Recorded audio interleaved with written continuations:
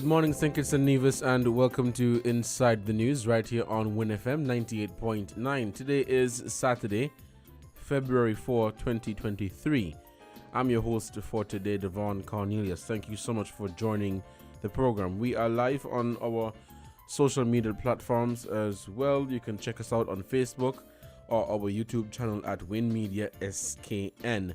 Joining us in studio today will be political analyst Peter Wickham, youth parliamentarian out of Antigua and Barbuda, Kamali Mannix, and joining us shortly will be Jermaine Abel from right here in St. Kitts.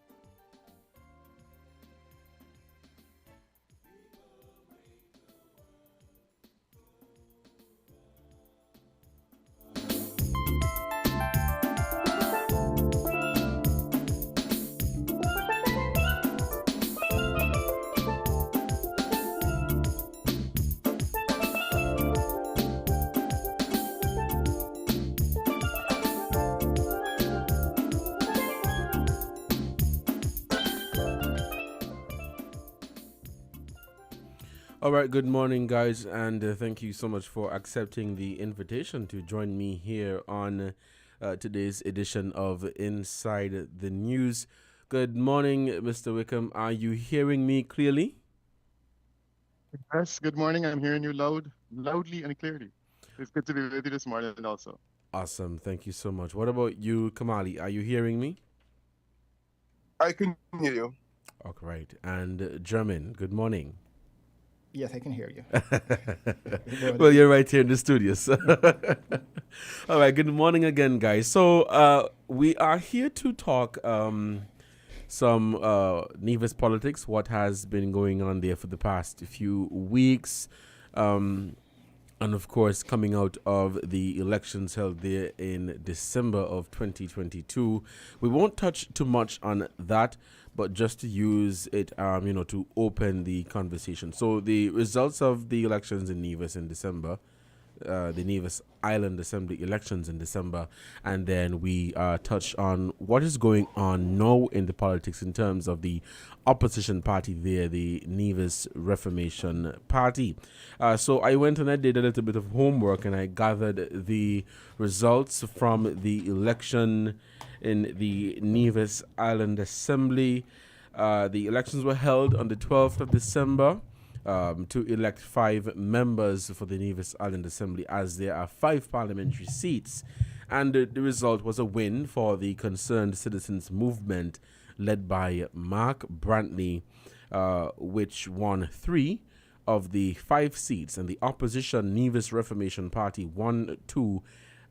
They retained the Nevis 5, St. Thomas's Parish, and they gained Nevis 4, the St. James's Parish, and that was won by the leader of the party. Have you guys gotten the chance to analyze or look at the results from the elections in December? And if you can give your take in a nutshell, beginning with you, Mr. Wickham. Yeah, thanks. And it's good to be with you and the guys to talk Nevis politics today. And yeah, I took a look at the data from the last election. And, I always say at the outset, we need to congratulate the victor. In this business, a win is a win. First place is always preferred, whether that first place is marginal or otherwise. And it's interesting that in the case of Nevis, we have a very marginal outcome. I mean, the others similar across the region, but I think the Nevis one is the one in particular focus. Where Brantley retained office is good on him, certainly, but the more significant thing to me was the fact that there was a significant swing away from the NRP. Nevis politics has always been peculiar in that there is a small number of seats. There are only 5 seats on the Nevis Island administration. There are questions certainly in my mind as to the extent to which the space that Nevis occupies is, one could say, practical in light of the fact that, you have, I believe, around 10,000 voters and on a relatively small space. And the question is always the relative balance of power between the local and federal, but that's probably a discussion for another time. The swing in Nevis is usually quite dramatic. So what happens is that when there's a change, we normally have movement in relation to other five. Pretty much the individual parties have one safe seat on either side. So we really just need to look at, out of those five, we just need to look at what happens in relation to three. And on this occasion, we found a swing that was, I think I measured it about 4%. I'm going to get the data and tell you specifically, which was quite significant in the context of Nevis movement. And it suggests that Nevisians are moving towards the NRP, probably not as quickly as the NRP might like, but that there was a significant in their favor. I think the broader picture for me is interesting because it essentially says that Nevisians are having a conversation about governance at the federal and local level almost simultaneously, and the expectations in relation to what the relationship with St. Kitts was able to produce. And the last 5-year term was the closest ever relationship between St. Kitts and Nevis, where you had federal offices shared on both sides. The premier was a member of the federal cabinet, and there were essentially 3 federal members in the actual cabinet of St. Kitts and Nevis, and it was a record relationship. There were significant transfers to Nevis made on a regular basis, which was something that did not happen before the Team Unity administration took office. And I think the Nevisians were happy about that relationship. That has ended. I would like to think that what is there now is substantially less attractive to Nevisians, and my feeling is that the Nevisians voted in favor of that. There was a level of arrogance regarding the manner in which it was handled by the CCM and Premier Barnley specifically, and my sense is that the election results suggested that people were not thrilled with that outcome. The minimal win on the part of the CCM is, as I said, while we congratulate them, the reality is that the win is a razor-thin victory. And then now we have these 2 court cases, which I imagine we'll talk about, that suggests that there could be an overturn in relation to possibly one or either of those. And if that's overturned, we have a situation similar to what happened, I believe it was in the early 2000s, probably 2009, 2010.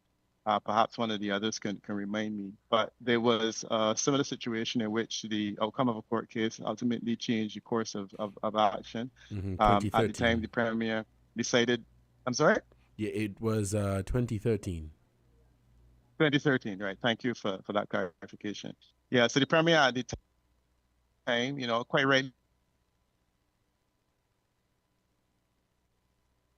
essentially call a general. And he did that, and he lost the general, and the rest is history. And Premier Parry has been consigned to the history books as a result. So this is where we are again.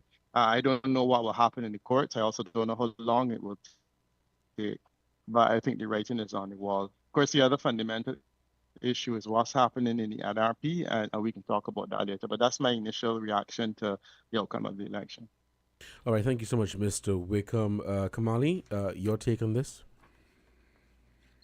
I think it's multifaceted. I think the first thing that became apparent to me, I think there was some level of I would say, relative voter fatigue on the part of divisions, because of course they voted in 2020, figuring that, okay, this will be the only election for a while until we have local elections, which was scheduled for last year, which is 2022.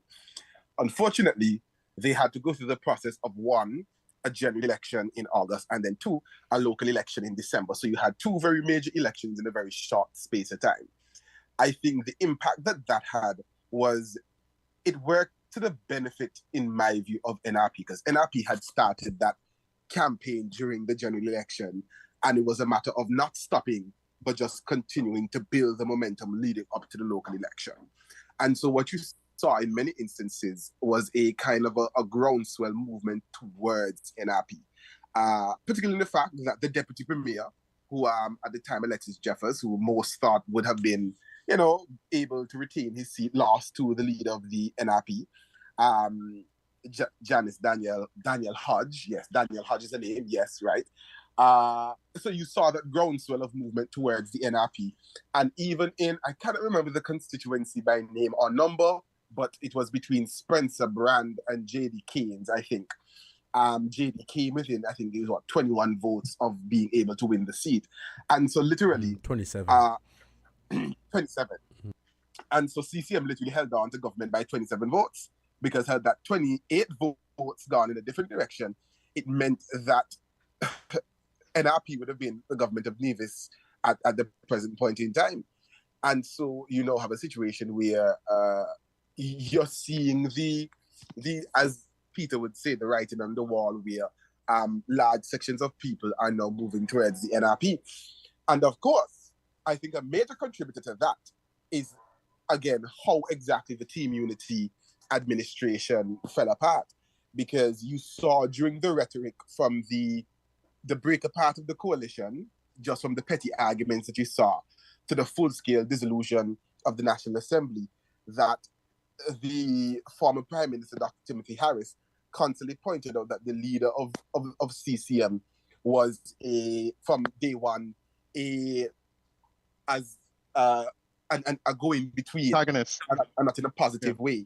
You know, he was the going to Sean and saying, "Hey, Sean, you should take this ministry from Timothy," and going to Lindsey Grant and saying, "Hey, you should, do this and do that." So Timothy Harris paid a lot of focus to the kind of messy nature of the Premier, pointing out that he was always a negative factor of the Team Unity government. And I think that, I wouldn't say tarnishing of his character, but showing that side of his character to the general public did a lot in terms of damaging his how persons viewed him. It wasn't as the amazing Premier that was able to, deliver CCM consecutive general election victories. It was Mark who destroyed what many Kittitians saw as the most peaceful time in the history of St. Kitts and Nevis. Because a conversation I was having very recently, I think St. Kitts and Nevis enjoyed seven of the most stable years of their existence when it comes to that very cordial relationship between the federal and the local government, partially because of the fact that, as was mentioned, the members of the Nevis Island administration and the Nevis Island Assembly also served in the federal parliament and in the federal cabinet. And so Nevis could not be ignored. And so I think CCM no longer being a part of the government, a lot of divisions thought, okay, then that means the level of support and, I guess, benefits, so to speak, that we've gotten, that will be further reduced, because historically, St. Kitts Nevis Labour and CCM have never seen eye to eye. There's usually a more of a cordial working relationship between NRP. I think at one point in time, the former Attorney General, Patrice Nesbitt, even came from NRP, which is based in Nevis. And so you see that sort of preference as to who the St. Kitts Nevis Labour Party prefers to deal with. And so I think for a lot of divisions that decided to start moving over, it was here what? We are better having a party that can work along with Labour than a party that essentially worked against Labour, because they helped to keep the Labour Party out of government between that 7-year period of the Team Unity administration. And of course, you have the natural, as governments tend to continue in administration, persons tend to lose the amount of love that they have. I will say, though, some level of congratulations has to go to the victor, because they were able to hold on to their 3. And I think in Antigua, we replicated that, because our government now has exactly 9. It's the funniest thing ever, because we've never had any party win just 9 in Antigua and Barbuda. So, of course, I'm looking at Nevis to see what that will look like, because our government is now in a position where it has to exercise a lot of caution and a lot of compromise in the approach to governance over the next 5 years if they are able to last the full 5. And so it's going to be interesting to see if NRP, well, not NRP, CCM is going to adopt that sort of approach where there's more emphasis paid on reaching people where they are, so that you keep that level of support. Because say for 28 votes, they would have been out of office. Of course, you have the safe seats that went back to CCM, where Eric Evelyn ran. Don't know the name of the parish. Again, pardon my very Antiguaness. He's my very good friend. He was able to win. Of course, that is also the seat of the former Premier and Senior Minister in Timothy Harris's administration, Vance Amory. So that also plays a factor. But for me, I think it's going to be interesting as to what happens in the future. I think if NRP is able to continue what it has been doing, it will win the level of support that can give them a general election victory. Last thing, I think a lot of praise needs to go to Janice Daniel Hodge, because when she decided to enter into politics, she was seen as the pariah of politics. She was seen as the least likely to make any sort of impact in the history of Nevis, of St. Kitts and Nevis's politics in general. And she ended up, being able to say, hey, I was one of the first females to lead any party going into a federal election. I was able to be, one of the first female political leaders in Nevis, and she was able to win back her seat, again, beating the deputy premier. And so, I think it's a victory for the NRP as much as the CCM. And I think that level of victory should serve as a reason to seek, good means of cooperation rather than petty infighting. But we will discuss that later. Mm-hmm. All right. And you, German, your take? Well, I have to tend to agree with my two panelists there. The elections, even though CCM retained government, it was actually a win for the Nevis Reformation Party, in the fact that, the party leader actually scraped over, right? And we would say it's a 27 vote government. Nevis, just to poke a hole at my colleague there, the six vote government in Antigua.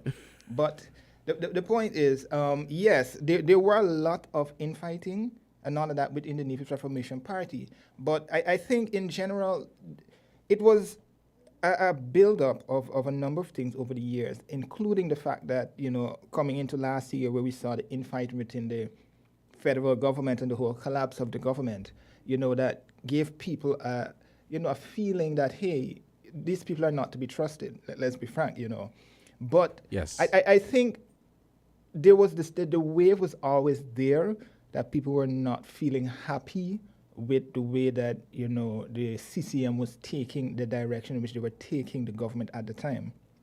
Were taking the island at the time. When we take into consideration the fact that we've been hearing, from the former Prime Minister that we gave Nevis X amount of money, but then they don't have enough money. Where has all of that money gone? We've not seen the groundwork on Nevis to say, hey, this is where the money went.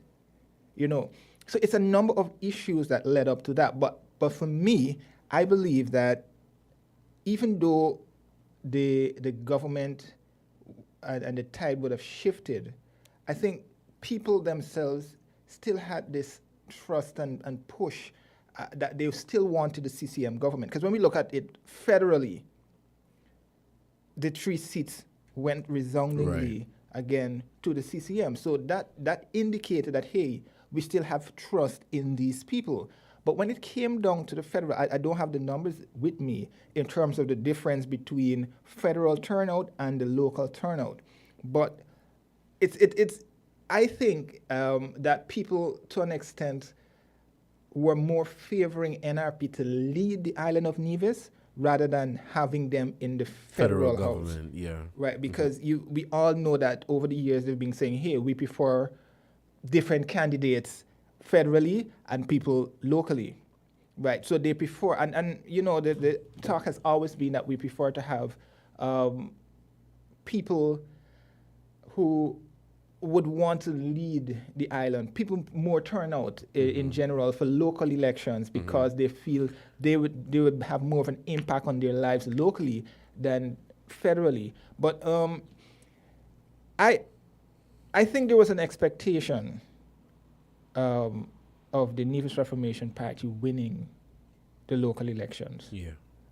And I think that is where the issue came. Because Nevis Reformation Party was confident because of what they felt and they heard on the ground. But I think did they, and I think Peter would have been saying this time and time again, did they have enough of an impact on the with the people to turn the tide enough to the point where we can say, hey, it's time to get rid of Mark Brantley and his CCM government. But I don't think they had such an impact, even though there's the 20-something vote government. I don't see them having that significant impact just yet on the people. Even and we when we look at it, just shifting from this, when we look at it federally, at the federal elections in St. Kitts and Nevis, a lot of the candidates were confident that, the feedback that we've been getting from the people, from the populace, is that they want to change. But did they make that significant impact with their policies that they were putting and laying out? That I don't think that enough of that was led. I think one of the critical issues that we also have to look at is that people were disgusted with the way in which the elections were called. When you had the Evangelical Association and all these on Nevis saying, hey, not during Christmas, let us wait until after Christmas. And I think a lot of that trickled into the elections itself, and either people not voted or they would have, switched it up a little bit over to the Nevis Reformation Party. But in general, I don't think they had enough of a sway with the voters to the point to turn them away from voting for the CCM, or, a lot of them would have just stayed home. So even though it's a win, I think the Nevis Reformation Party has a lot to do in terms of its groundwork and its research in terms of why they did not get over the line. Right, and thank you guys so much for your take on this. I agree with the sentiments shared, the opinions shared earlier. I think coming out of the federal elections of August of 2022, that is when the NRP began to pick up speed, and then they went into the local election, coming out with an additional seat held by the party leader, Daniel Hodge. And looking at the performance of both parties, of the individual candidates, I think all of them put up a very good fight. And at the end of the day, is always up to the people to decide. The issue now, I don't want to dwell too much on the results of the election because we've passed that. That was December. We want to focus on what is happening now. So while the NRP came out of the local elections in December with an additional seat, which is now held by its leader, important to note, the party, its leader and deputy leader, they are in parliament.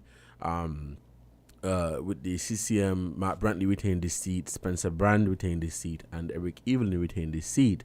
Now, it was, I think you guys would agree with me when I say it was looking promising. It was looking good for the NRP coming out of the elections. Even though they didn't win, you could tell, okay, they gained some grounds. They added a seat, and not just a seat, but the leader, added her seat to the parliament. With this situation that is going on now, so I have been listening to talk shows, I've been listening to the commentary on social media, I've been talking to people in the streets. People have been talking about it. So there are two elected representatives from the Nevis Reformation Party that now sit in parliament. And because of that, it makes way for a leader of the opposition to be appointed and for a senator to be appointed. Now, the swearing-in ceremony for the parliamentarians in the NIA, it was held just a few weeks ago. I don't remember the exact date. And many people were looking forward to the appointment of the leader of the opposition, which people thought would have been Dr. Janice Daniel Hodge, as she leads the party. At the same time, people were also looking out for the senator for the opposition bench. That did not take place. There was no leader of the opposition appointed. There was no senator appointed. Immediately after that, well, we heard some talkings before, but immediately after that, comments began to flood social media that the two elected representatives have not been able to agree on who should be leader of the opposition. While we know in Caribbean politics, it is expected that whoever leads the party, you either become the prime minister or, in Nevis's case, the premier, or you become leader of the opposition. That was not agreed to. Because of how the country's constitution is set up, you can't have a senator if there is officially no leader of the opposition. Guys, we'll take a break to give a shout out to our sponsors, and when we come back, I'll get your take on this. I also have some clips from the party leader, Dr. Janice Daniel Hodge, and the elected representative for Nevis 5, Cleon Stapleton Simmons. Let's take this short break to give a shout out to our sponsors, and when we come back, we'll continue Inside the News right here on WinFM 98.9. We're different. We're 98.9. 98.9. Win FM. People make the world go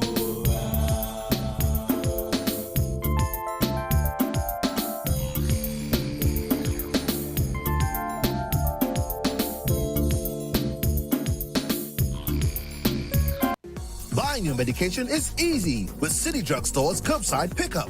WhatsApp our certified pharmacist at 662-8769 with your requests. For prescriptions, take a clear photograph and send for review. We will engage you in dialogue and then provide a quotation and link for payment. You can then pay via TDC's online payment portal. And once the transaction is complete, you'll be notified that your pickup is ready. Yes, it's that easy. Send your WhatsApp message to 662-8769 to order your medications today with City Drug Store's curbside pickup service.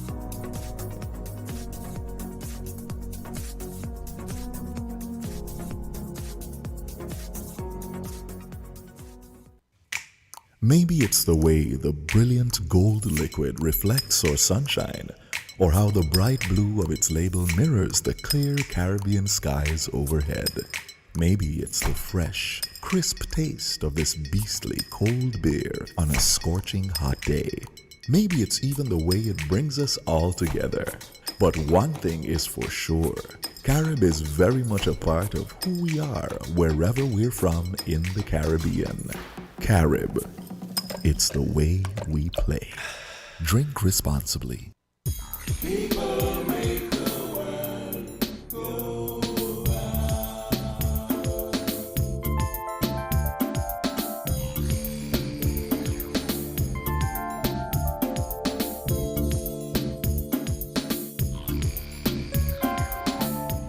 Welcome back to Inside the News right here on Win FM 98.9. I'm your host for today, Devon Cornelius, and I have on the panel with me today political analyst Peter Wickham, youth parliamentarian Kamali Mannix, and media colleague here, German Abel. We are talking Nevis politics and what has been going on the Nevis Reformation Party over the past few weeks.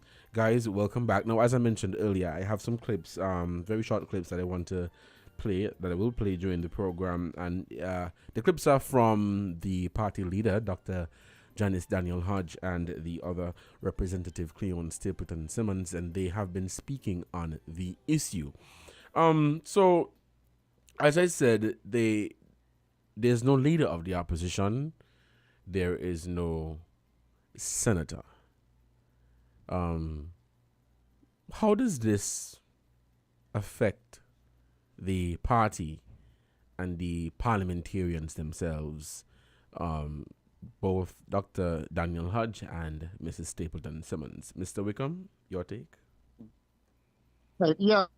A couple of things in terms of the previous conversations that we were having. I mean, I think that we are agreeing, and to some extent, and I think it's a very useful conversation. Just two footnotes, which are small, and this is in relation to excellent point that was made, I think, by Kamali about the voter turnout and the different dynamics in St. Kitts and Nevis, and certainly the CCM is stronger in terms of the local election, and that's consistent with the fact that the turnout is higher. There's a greater level of interest in local elections, as you quite rightly pointed out.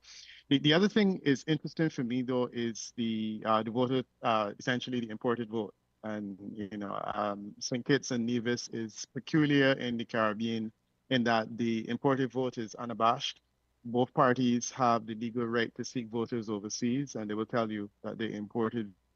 I get a sense that there was a high level of voter importation. So it's a peculiar situation that emerges. And I need to make the point that while I have a problem with this, my concern of it is not relevant legally, because both parties are entitled legally to go and seek support outside of St. Kitts and Nevis, and they do.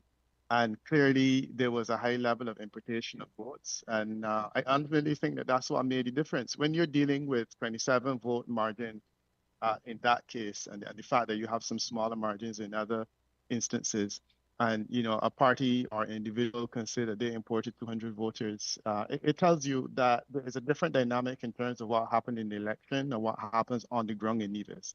And let me be clear that I'm not suggesting that anybody's broken any laws. I'm just saying that the whole question of popularity, the whole question of voter opinion, and the opinion of people who live and exist in Nevis day to day may very well differ from the voter outcome in the election. And one could argue that it was really the fault of the NRP, that they should have gone out to these overseas voters with similar fervor to what the CCM did. The challenge, of course, is that it's expensive. And if they didn't have the funds to do it, then so be it.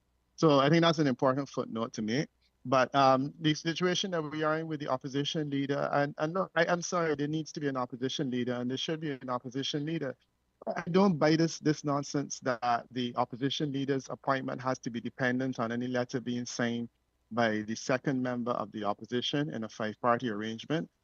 We have had precedent before. In Barbados, we had two members of the opposition that appeared on the opposition benches. And the second one, in terms of the opposition, one of them approached the Governor General, as they were at the time, and indicated that they commanded the majority of support. The Governor General signed that person in. Now, this idea of waiting for a letter is a relatively new thing. My sense is that the Westminster system does not assume that we will have a situation where there will be such a small number and that will be a margin of two.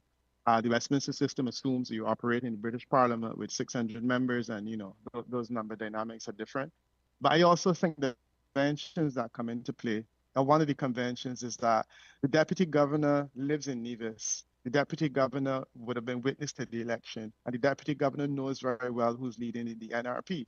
So in my sense, Dr. Hodges should have been able to go to the deputy governor the day after the election and say, look, I command the majority of support in the opposition. I mean, you were present during the election.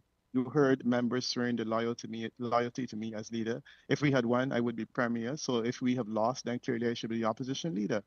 And that's the way that it should go. But this idea that you're waiting for someone to write a letter in support is mischievous. And I don't believe that kind of mischievousness should be something that our Governor General, the Office of Governor General, or Deputy Governor General takes on. Because to me, the principles and conventions are relatively clear that there should be a leader of the opposition, and that person has the absolute right to name the senator. No one is suggesting that Premier Brantley has to go to anyone and ask him who identify as his cabinet. The single sole discretion that the opposition leader has is to name that senator. And I think that it is Dr. Hodges' right, absolutely. And while I appreciate that, Stapleton Simmons may very well have a different opinion, that's irrelevant. If she had a different opinion, she should probably not have signed on to run on an NRP ticket. And that's where I stand on it from a convention point of view, legally, in the context of the Westminster system. As to what will happen go forward, I really don't know. Premier Brantley is right. Even if you pick Stapleton out of the party, you're still in a situation where she is a member, she has vote, she has a seat, and there's not a lot that you can do about it. So that's the challenge that you're going to face now. And I don't know if throwing out the party is necessarily the best angle. I think it's highly unfortunate that she's gone down that road, and I think that she has committed an act of self-harm, frankly, in the context of what we happening going on in Nevis. And so we go. All right, Kamali, what is your take on this situation? I think I agree for the most part. I think the present situation, and I think this is the teacher in me coming up, but it is utter foolishness. Y'all a lot of these things are basic understood principles. There's no, I have never heard of a situation where I have to go to the Governor General and say, yes, it's two of us, so I'm giving her the chance.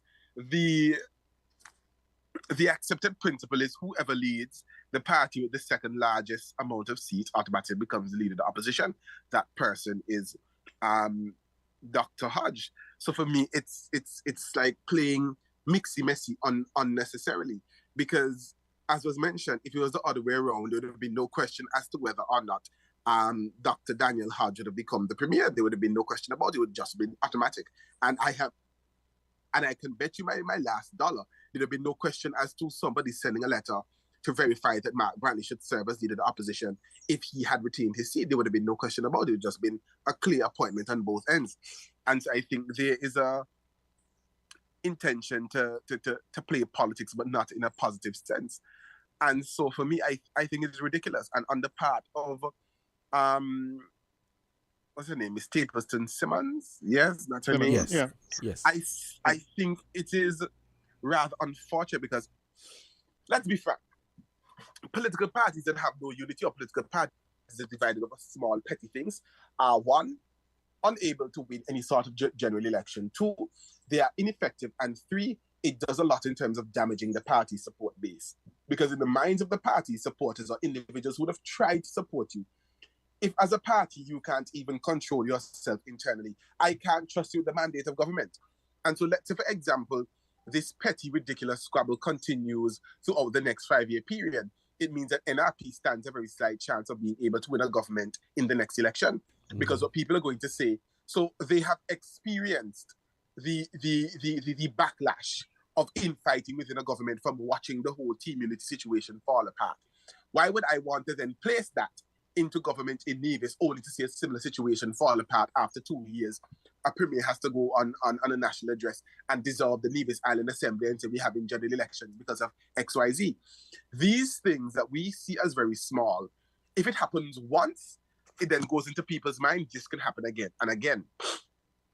Nevisians don't only look at politics in the isolated aspect of just Nevis. They look at what happens on the federal level. And so for me, it needs to be, I think it is clear who should be the leader of the opposition. I think it is playing mixy and messy to even ask for somebody to confirm. I think Dr. Daniel Hodge needs to be given her rightful place as leader of the opposition and then given the ability to appoint a senator. I think having this whole unnecessary argument, and I find it really unnecessary because, quite frankly, I don't know if it sounds dictatorial, but if I were the leader of the party, I'd be like, well, there's no question about it, I'm having a discussion with you. We know who is the leader of the opposition, and I would have approached in that particular manner. Of course, diplomacy has its place, but diplomacy has no place when nonsense is at play. I think this is just pure nonsense, pure childishness. I think Dr. Daniel Hodge should be given her post that she is entitled to, because had it been the other way around, she'd have been automatically sworn in as premier.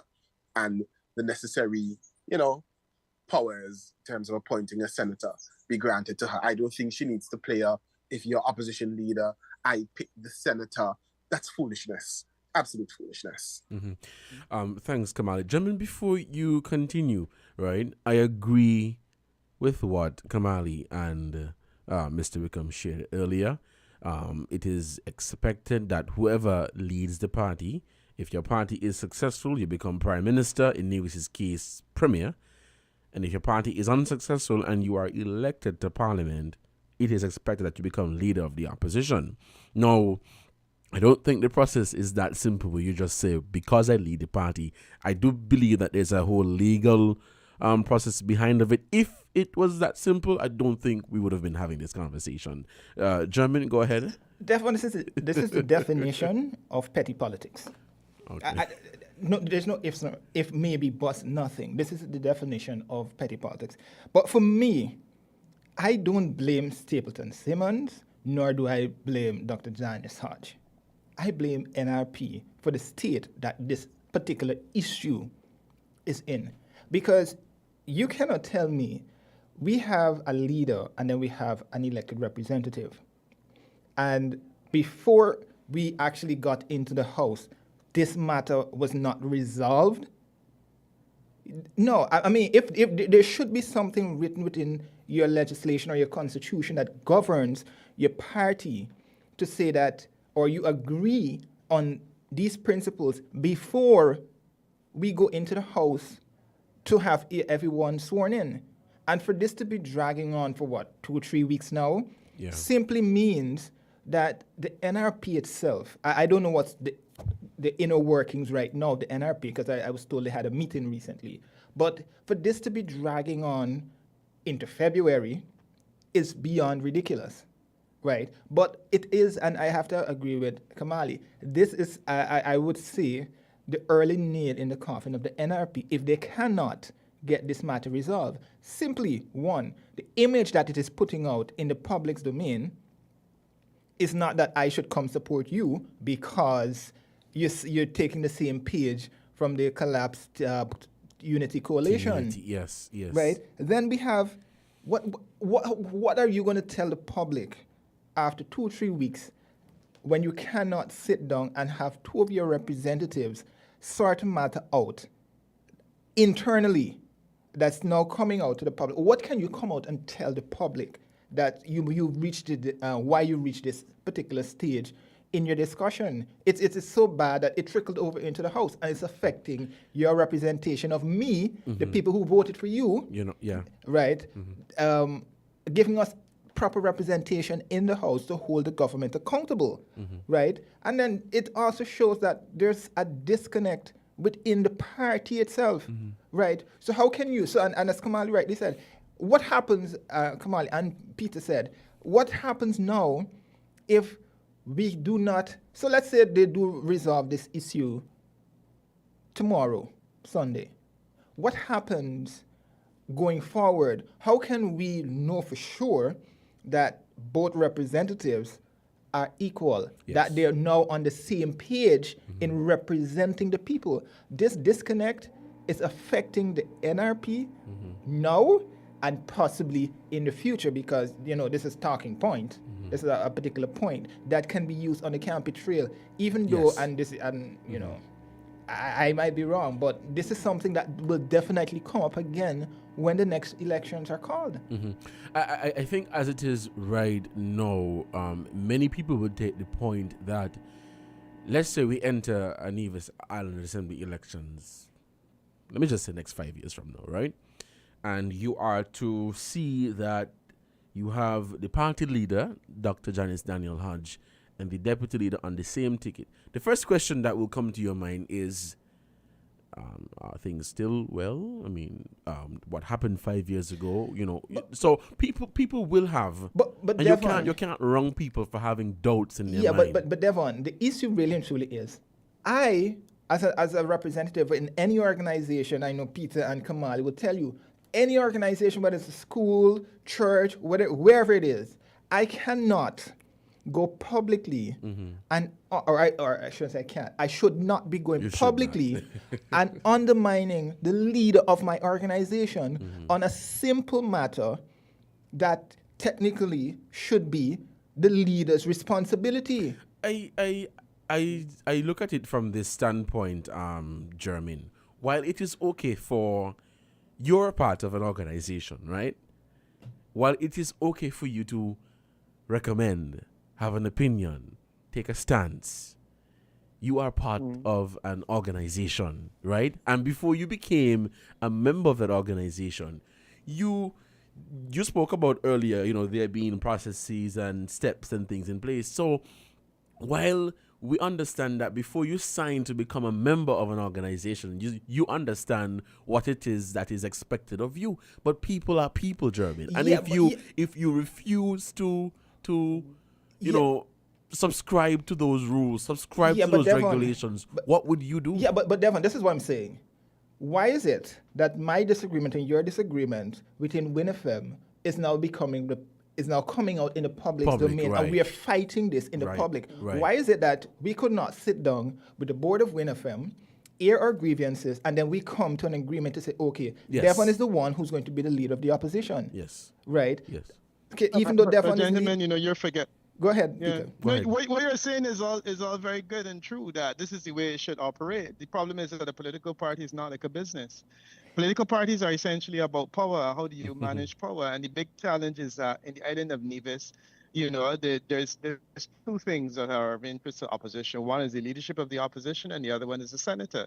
And we forget that Stapleton Simmons was also interested in the leadership of the NRP, and she was also arguably a more logical choice than Dr. Hodges, in the sense that she was in Parliament before. She was a member of the Assembly before, and she essentially has the strongest NRPC. So she had good reason to believe that she should have been the leader. And the reality is that what she is doing is she's making a power grab, and it's no different to what Mark Brandy did before. Clearly, he should have been able to resolve his issues within the Team Unity administration. He claims that he made every effort so to do, but in the final analysis, he decided, look, I would mash up the organization sooner because I actually felt that I could get something out of it. And I think that this is exactly what she's doing now.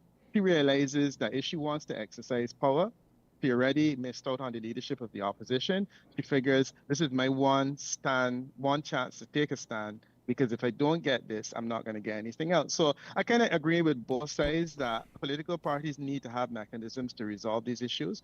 But in very across the region, there's so many political organizations that don't. And the challenge is that the winner takes everything.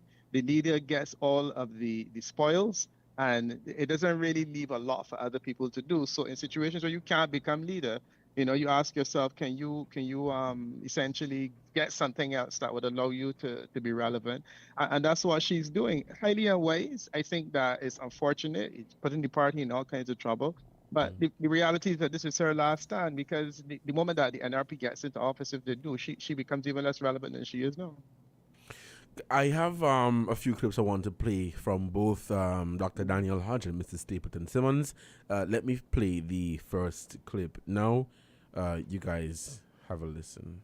We know that there have been some commentary, primarily after the opening session, the Nevis Island Assembly, when it was noted that the opposition leader appointed. Much speculation occurred. And, the simplest way to put it is, and what would have caused some concern and some differences of opinion really had to do with, a party matter. The situation was that the executive of the party would have taken a decision, and there's really only one person who could have executed that decision, the other elected member, Honorable Cleon Stapleton Simmons. And there have been some discussions back and forth with regards to why the decision was not executed. And within the party itself, we have certain mechanisms to address situations such as that. And so, people were looking forward to seeing an announcement made. And when that did not happen, people started to speculate and form opinion, and some, I would say, got very angry about what was happening. But really, we our party has certain structures in place and certain mechanisms in place, and so while it would seem that there is a rift, there's some disagreements within the party, and everybody would take their opinion. But the simple matter is that the executive would have taken a decision, and the only person who could execute that decision did not do so within the time frame that it was expected to be completed. So other matters followed after that. But I would take party. So be the only other elected member. And so what was required in order to demonstrate the support for the appointment was not provided. And so, that is something that caused some anxiety in quite a number of persons. All right, that was Dr. Janice Daniel Hodge speaking recently on the issue. Gentlemen, I see you wanted to wanted to get in. No, it's just that, and she was correct. I don't want people to think that I'm bashing Miss Stapleton Simmons, because I have respect for her. I know her. I've done interviews with her and all that. But I personally believe that this matter should have been resolved at executive level. And Daniel Hodge said that a decision was made. But yes, we all would have disagreements. And I think that's within the right of, the elected representative.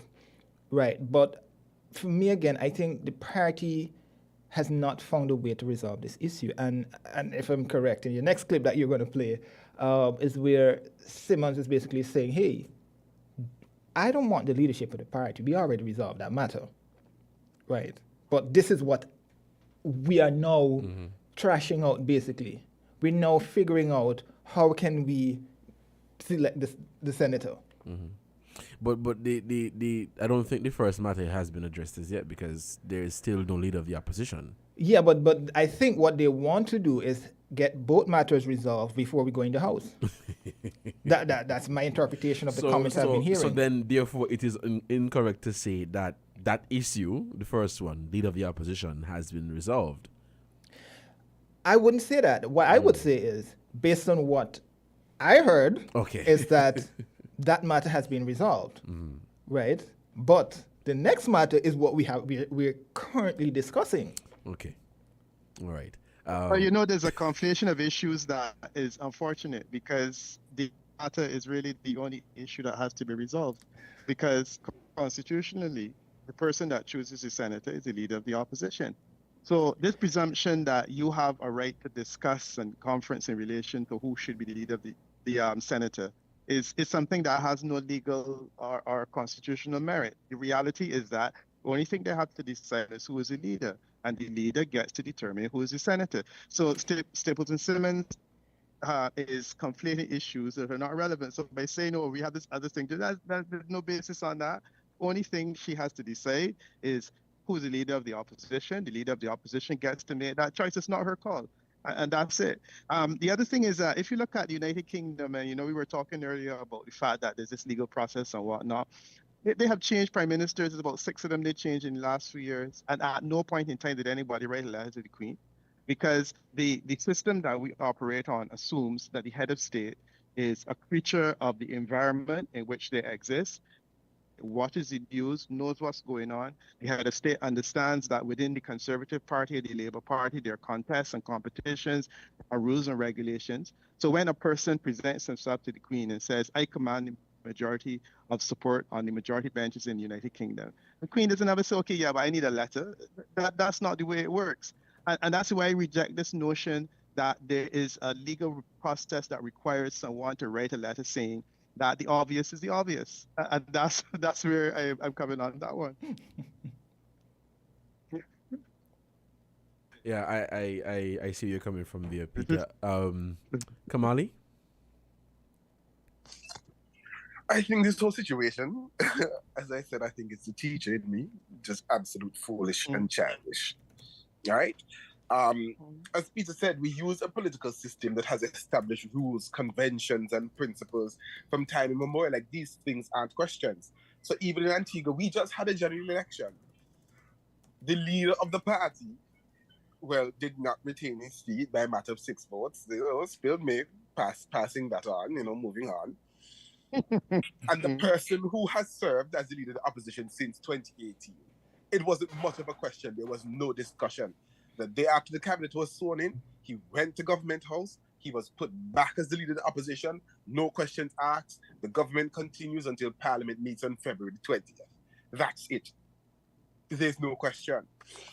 But I don't know if, again, I have a feeling that somewhere, somebody, whosoever it is being mixy-messy. And I completely agree with Peter when he said, politics is a game of essentially trying to see how much power you can gain and exercise and move and maneuver. And so great. Yes, you have been a member of Parliament for a longer period of time. But you've also accepted, you've accepted that this person is the leader of your party. You went to a general election campaign, citing that this person is the leader of your party. Why now you wanted the power grab? I wouldn't say wait your turn, but I think like that ship has sailed. Follow the ministry, as Antigans would say, like follow the line. It's clear. It's really childish. I think it's honestly stupid. But was it in Kamani, writing? you're also making another interesting point. In the case of Antigua, when you had 2 people in the opposition benches, I mean, how Pringle emerged as leader, because technically speaking, Trevor Walker could have said, well, yeah. Right, precisely. The Governor General said, look, I'm looking to the fact that you have 2 parties competing. The party that has the second most support nationally to get the leadership of the opposition as distinct from the Barbuda Party, which has the independent. That's a brilliant point that you're making. I remember the day after Trevor Walker went on the radio and had a whole tirade, he's been a member of Parliament for a longer period of time and he served in government or whatever. And Excellency's position was clear. Like, in essence, he was just like, Negro, we don't care. This person represents the party that has gotten the second largest amount of votes across the election in Antigua and Barbuda. Who am I to put you as leader of the opposition when you've commanded a vote of, let's just say, for example, 260 votes versus the person representing a party that has garnered thousands of votes across the entire country? It is foolish. And so, Excellency took that position as the head of the state, that this is the person who will lead the opposition. And so I would not want to impugn the character of the Deputy Governor General who has responsibility for Nevis. But again, this seems very suspect. I've never heard of this. Somebody has to sign a letter. Even in St. Lucia, when they had the recent general elections, the Governor General, after the general elections, Philip J.P. was appointed Prime Minister. Alan Chancellor was automatically appointed as Governor General. I remember Stephenson King, who had accepted the position of Senior Minister and Minister of Public Works or something else, and who had removed himself from the UWP, at one point was having some argument discussion about he was That's never right. consulted, and the position was clear. That decision is left expressly to the head of the state, not to sit down and have a meeting. So who's going to take the job? That is stupid. That's not how our political system works. No. But I think, Brilliant and point. again, I don't believe. And Hold on, Peter. Go ahead. Yeah, and Jeremy. I don't believe, again, not to bash or, throw the Governor General, Deputy Governor General under the bus. Well, not to Right. cut you off, right? I think it's the Governor General who appoints the leader of the opposition for both federal parliament and local parliament. Okay, but the Yeah, point go ahead. is, I would want to believe that before it reached that stage, they wanted some consensus within the party. Hey, okay, we agree that Devon is going to be the one who's going to lead the party. It's simple as that. That's my suspicion. That, hey, you come, don't let me make the decision for you. You guys make the decision, come and tell me, hey, this is what we've confirmed, and this is this particular senator that we're going to elect. We're going to recommend to be on our bench. I don't believe that they really wanted to go down the road of just selecting. But at this point, it might just be that decision would have to be taken to just elect the person if the two sides cannot come to an agreement. So you're saying for the party to have a vote? I want the party to have a vote, but it's simple. If you were elected, you won your seat, but you were supposedly the leader of the coalition, and you were put forward as the prime ministerial candidate, then we agree that this is what it is, and it goes to the Governor General to say, hey, this is what it is. Likewise, the leader of the opposition. So I'm of the belief that this is what we need, somebody to come and say, hey, this is the name that we put forward for this, rather than a decision being made holistically or just off the bat to sign you off as the leader of the opposition. I understand what you're saying, German, but I do not think that there should be any question, any vote, any back and forth as to who the leader of the opposition is. If it comes down to, or should be, if it comes down to doing that process for picking a senator, while I could understand that argument, that point, at the same time, it should not come down to that, because the matter, in my view, should have been, or perhaps was, a simple matter. You look, and you get where I'm trying to I go get with what you're this. saying. It was To simple. see that you have to go through all these hoops and up and down, it's unfortunate. It was no hoops were ever put out there, Devon. I support what both Peter and Kamal has been saying, right? You were put forward as the leader, as a person running to become the premier or prime minister or whomever it is. If you won your seat but you're not in government, or you're in government, you should automatically be the one to be elevated to that position. Right. That's the bottom line, right? But common courtesy, I guess, and again, nothing is literally written in words and signed off on. And I think that is where the difference is. Yes, Right. yes, So yes, I can disagree with Peter that this is what it is, but Peter's going to hold his position. And who am I to argue? Right? And if I'm the lead, I'm going to say, there's nothing written here that says this is the exact policy policy position that has to be taken. And I think that is where the loopholes are at this point in time. Yes. It's more, I mean, nobody expected in the great United States that we would have seen issues arise and people challenging the Constitution and all of that, because nothing is literally written. It's policy, but it's just a spoken policy. Yeah. And I think that's the issue that we're dealing with right now. Peter, you wanted to add something quickly before we break for the headline news quickly? No, I don't have a difficulty with disagreement. I think this is what makes the conversation an exciting one. And I think more importantly that as a region, I think that we have grown out of these kinds of disputes, because out of these disputes come clarity. Whether a person can run for a seat while that person is a member of the public service. That will be a dispute that will go forward, and we'll have legal clarity. So I'm hoping that out of this, we have some legal clarity, because there are a number of these unstated assumptions. And certainly they're being tested. No, I mean, I have my view that, the assumptions are consistent with the way that our system works. And really, there's only one decision to make, and that is whoever is the opposition leader. And thereafter, that's not to be decided. But I appreciate that there is a good basis on which persons can argue to the contrary. And out of this will come, I think, an important precedent that will be guiding us going forward. So I'm enjoying the conversation. All right, guys, it is the top of the hour, so we have to take a break quickly for the headline news. So about 15 minutes. When we come back, we will continue the conversation for today.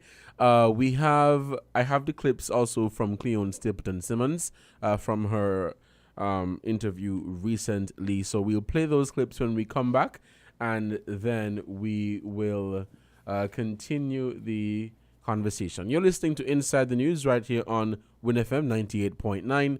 It is 12:06. We're a bit late for the news, but let's get this one played right now. We will be right back. Y'all stick and stay. You found the sound. 98.9. Win FM.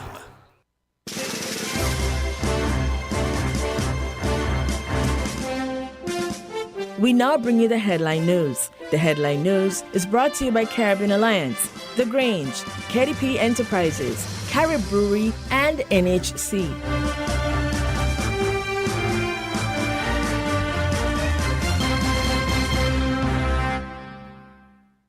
Did you know that the Grange Healthcare Facility is the first purpose-built, non-governmental healthcare organization on St. Kitts?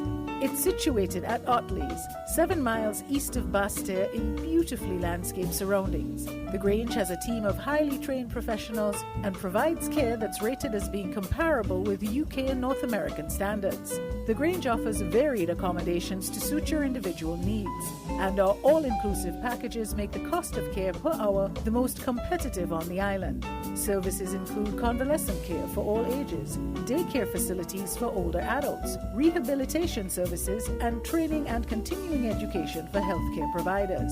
For more information, call 466-5525 or 465-8020. Fax 466-8221 or email thegrangehealth@gmail.com or visit our website at www.grangehealthcarefacility.com.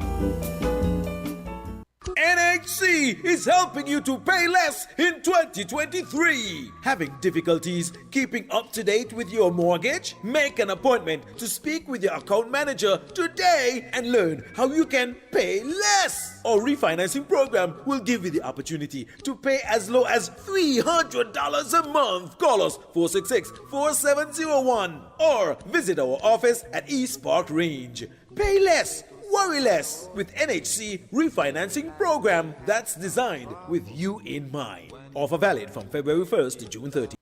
When it comes to the important things in life, your health, your education, your choice of a life partner, and of course your insurance provider, only the best will do. Caribbean Alliance Insurance is the only insurance company in the Eastern Caribbean with an A excellent rating. We have a robust 3-tier reinsurance strategy that protects our policyholders from multiple catastrophes, even if they occur in quick succession. We spread our risks over 18 territories, ensuring minimal impact to individual territories when a disaster strikes. We provide an excellent claims experience. Claim settlement is usually between 24 to 48 hours. Our A excellent rating means that you are more secure shore with us. Contact us for motor, property, marine, public liability, employer's liability, and other policies.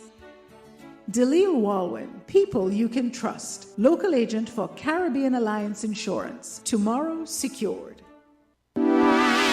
Shipping your cargo shouldn't be a hassle. It can be as easy as a single call to Amerijet International, your worldwide cargo transportation solution. We provide all the services you need to ship your goods anywhere in the world, whether your shipment is fresh, frozen, large or small, alive or hazardous. You can count on Amerijet to deliver it safe and sound. Amerijet International, by land, sea or air, we get it there. For more information, visit us online at www.amerijet.com or call us at KDP Enterprises at 466-9595. Maybe it's the way the brilliant gold liquid reflects our sunshine, or how the bright blue of its label mirrors the clear Caribbean skies overhead.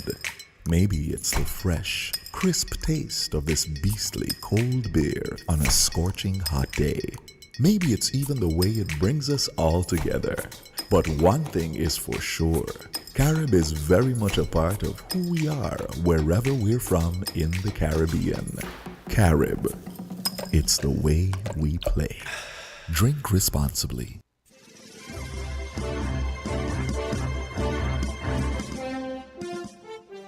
With the WIN Headline News, I am Kevon Brown. And I am Yolana Weeks. Making the headlines, 2 men charged for shooting incident in New Pond site.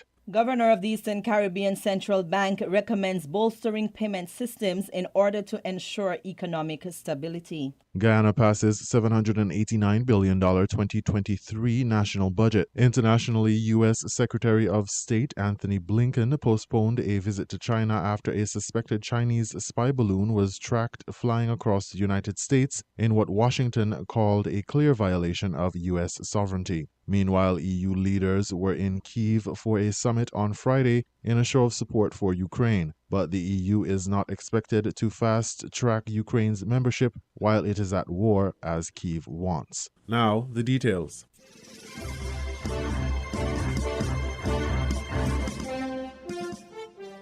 On January 31st, 2023, reports of a shooting incident in the New Pond site area made the rounds on social media. No one was injured during the incident. The police in a statement said Sherban and Tishan Eddy, 24 and 18 years old respectively, of Taylor's Village, were arrested and charged in relation to the shooting incident. The two were charged on Friday, 3rd, 2023 for the offense of shooting at, with intent, and discharging a loaded firearm in a public space to the danger of persons. They were both remanded at His Majesty's prison. According to the authorities, the gunshots were fired at 19-year-old Mozan Isles sometime after 10 p.m. on Tuesday in the New Pond site area.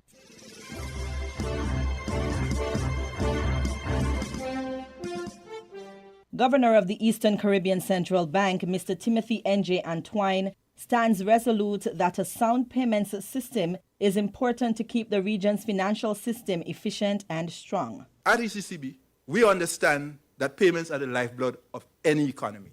And I've said it before and I say it again because that is our philosophy. The payment system must work for all except illicit actors. The Eastern Caribbean Central Bank, in collaboration with the World Bank, facilitated its second Payments and Settlement Systems, International Organizations for Security Commissions, and Principles of Financial Market Infrastructures workshop on January 16 to 20, 2023. During the opening ceremony of the workshop, Mr. Antoine urged the participants to have clarity about their convictions and philosophy as it relates to payments. Enshrined in that philosophy are 3 principles. 1, safety. 2, efficiency. 3, inclusion. That is the starting point.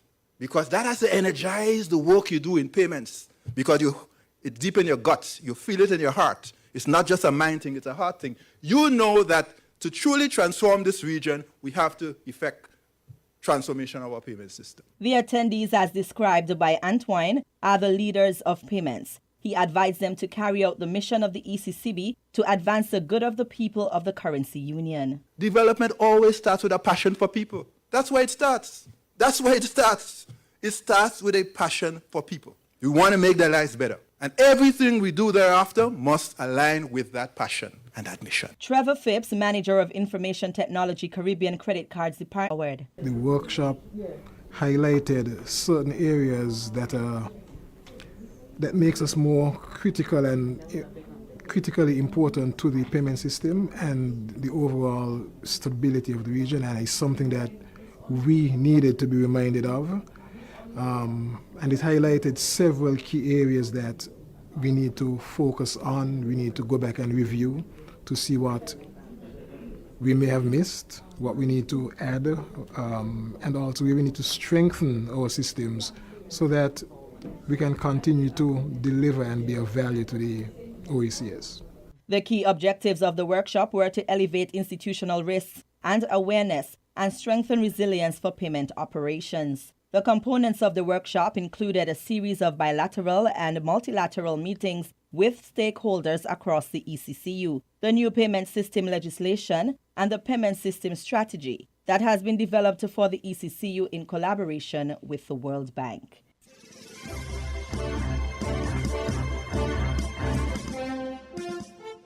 In regional news, Guyana passes $789 billion 2023 national budget. Guyana News source has that report. After 4 days of close examination, the $781.9 billion national budget was passed in the National Assembly on Thursday afternoon.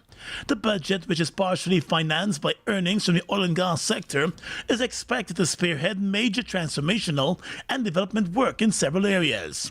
The Minister of Finance, Dr. Ashwini Singh, said the budget strikes a balance between addressing the pressing needs and irritants of today while investing in the future. I've already at various points during the course of this debate thanked my colleagues on this side of the House and indeed my colleagues on that side of the House for their various contributions during the course of the consideration of the budget. And in particular, of course, the many public servants who would have contributed to the process to get us here.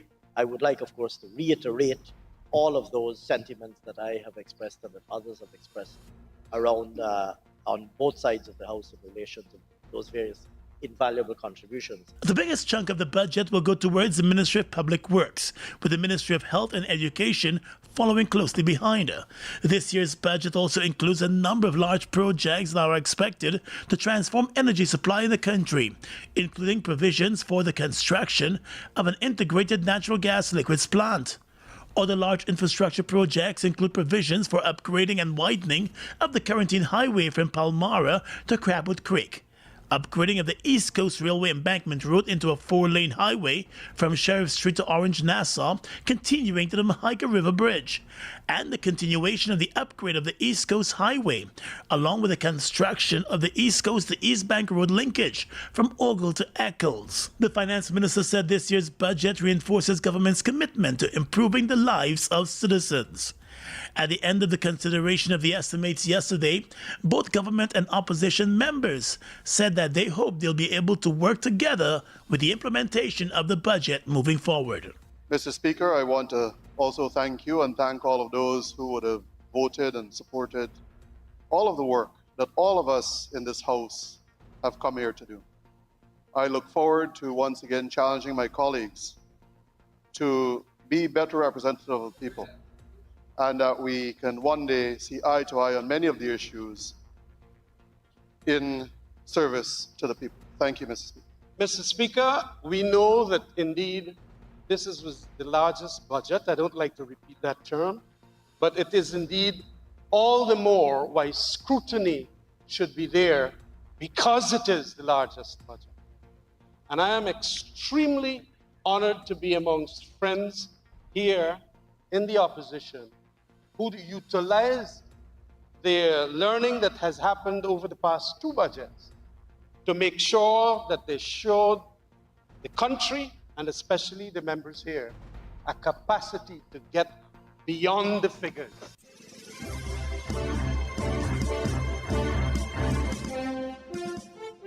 We now bring you these international reports. In light of China's unacceptable action, I am postponing my planned travel this weekend to China. U.S. Secretary of State Antony Blinken said his visit to China was on hold. a trip that had been expected to start on Friday, as a suspected Chinese spy balloon floated across the United States. Yesterday, the Department of Defense announced that we had detected and were tracking a high-altitude surveillance balloon that remains over the continental United States. We continue to track and monitor the balloon closely. We're confident this is a Chinese surveillance balloon. The presence of this surveillance balloon in U.S. airspace is a clear violation of U.S. sovereignty and international law, that it's an irresponsible act, and that the PRC's decision to take this action on the eve of my planned visit is detrimental to the substantive discussions that we were prepared to have. Officials said military leaders considered shooting the balloon down over Montana on Wednesday, but declined due to the safety risk from falling debris.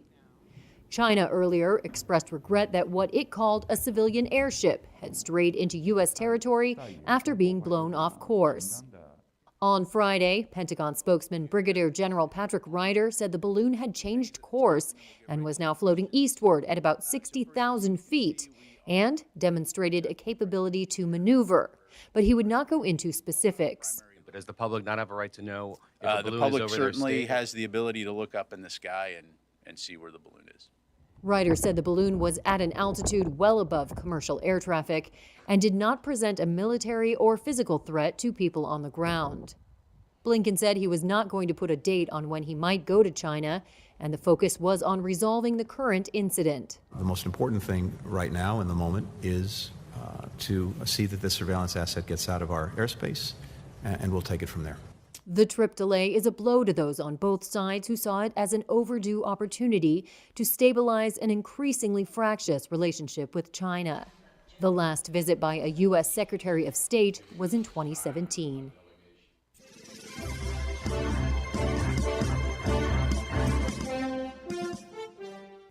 Air raid sirens sounded across Ukraine on Friday as President Volodymyr Zelensky hosted European Union leaders to discuss more sanctions on Russia and Ukraine's prospects of joining the bloc.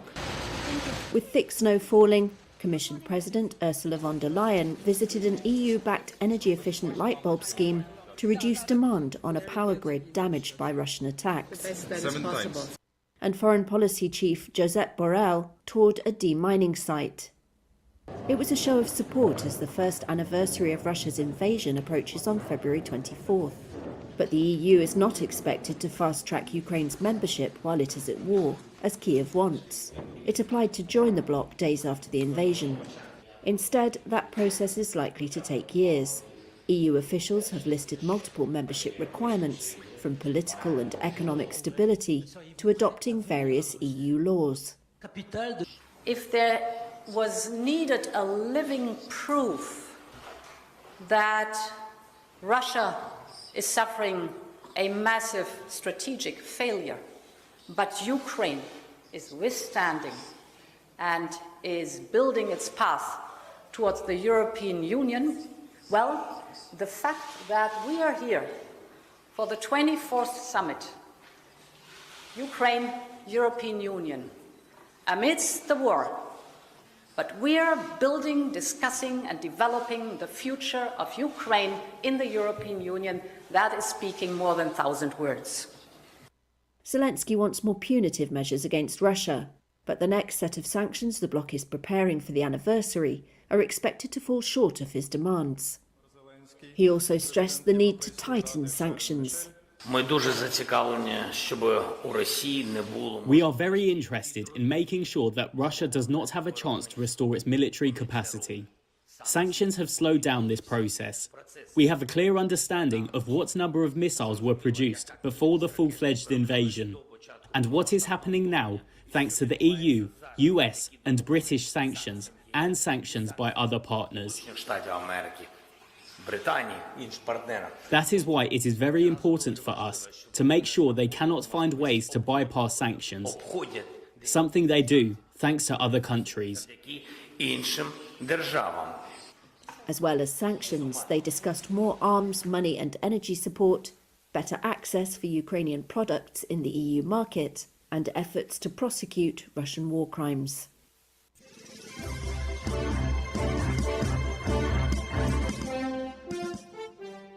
A jury in the United States has found Elon Musk not guilty of fraud over a tweet about Tesla. Mr. Musk was being sued by shareholders who claim they lost billions following tweets by the founder of the car maker that he was taking the company back into private ownership, something which never happened. Summing up, the lawyer for the shareholders said that the billionaire was not above the law, while Mr. Musk's attorney said his client was not a tweeting monster. James Clayton has been following the case. But I'm curious, what do you guys think? Elon Musk seemed nervous after he'd given evidence. How did I do, he asked the media outside. And to be fair, he had a lot to lose, potentially billions in fact. I think so. All right. In terms of an individual tweet, this tweet had already been extremely costly. In August 2018, he tweeted out that he had funding secured to take Tesla private. That would effectively mean buying out Tesla shareholders, and many investors say they took Mr. Musk at his word, buying up Tesla stock. After that tweet, Tesla's share price rocketed, but soon it became clear that the deal was far from done. Tesla never went private, it's still a public company to this day. And when that became clear, the share price duly fell. Investors lost big money. The Securities Exchange Commission had already fined Elon Musk and Tesla $40 million for the tweet and stripped him of his position as chairman of the board. And in addition to that, many shareholders sued. For the last few weeks, this court in San Francisco has been hearing evidence. The question the jury had to decide was whether Elon Musk had knowingly tweeted out something that wasn't true, and if he had, what damages he should pay. Mr. Musk argued in court that he'd acted in good faith, and after deliberation, the jury concluded he did not have to compensate investor losses. Reed Cathrine is a lawyer who's an expert in securities fraud, who's interviewed Bernie Madoff and Elizabeth Holmes under oath. When we looked at the case, I thought it was a slam dunk. I mean, he comes out, says funding secured. That's as concrete of a statement of taking a company private as there can be. Finding Elon Musk not guilty, I think, is a travesty, because it means that from now on, corporate executives can put out tweets, use social media, and skirt the line, be very thin on what's real and not real, as long as they can say that they believed it in their own minds. Many legal experts thought that Mr. Musk would lose this case. They were wrong. It means that one of the world's richest people has just saved himself potentially billions of dollars. James Clayton, BBC News, San Francisco. Well, Tony Nash is an economist and founder of Complete Intelligence, a finance-related AI platform. He says the verdict means CEOs can be less careful about what they say in public, and it makes the landscape more perilous for investors. I think the voice of the CEO now can get more informal. And I think especially in tech companies, I think you'll see CEOs becoming very informal and making claims, even if they can justifiably say, well, I thought that this was going to happen, right? And this is what Musk's defense is. Well, I reasonably thought this was going to happen, but it didn't happen, so oh well. I think especially in tech, you'll see CEOs make claims that may or may not be true, but they're leading in that direction. So investors are just going to have to be much more wary. I think it does make the landscape pretty crazy going forward, where executives can say things publicly that they would be very careful of saying before. So if you're an investor, I think you now have to look at the formal declarations, regulatory filings to find out real information. Musk has just made this an incredibly informal way of talking with people.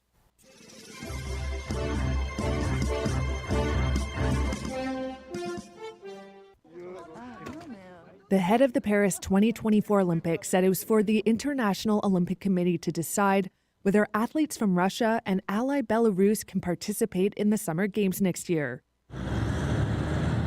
The comments came as the war in Ukraine nears its one-year anniversary.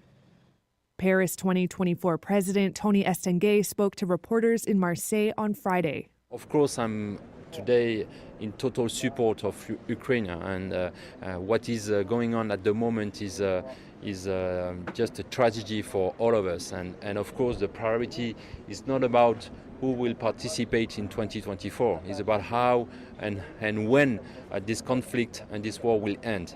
It's about the IOC, it's about the IPC, it's about the international federations who will decide which delegations will be allowed to participate.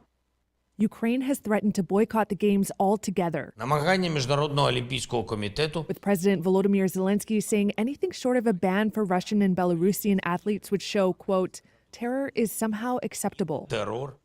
The Prime Minister from Estonia, Russia's Baltic neighbor, echoed that sentiment. Our efforts should be on convincing our other friends and allies that participation of Russian and Belarusian athletes is just wrong. Poland said it thought it would be possible to build a coalition of some 40 countries, including the US, Britain, and Canada, to support a ban. Russian and Belarusian athletes have already been banned from many international competitions. The IOC announced last week that athletes from Russia and Belarus might be able to earn slots through Asian qualifiers and compete in Paris as neutral athletes due to sanctions against them. Lithuania's prime minister was skeptical. Our interest is that Russian and Belarusian sportsmen would not fake it that they are under some neutral flag, because there is no neutrality in the current world. One IOC executive board member said on Friday that all options were still being considered.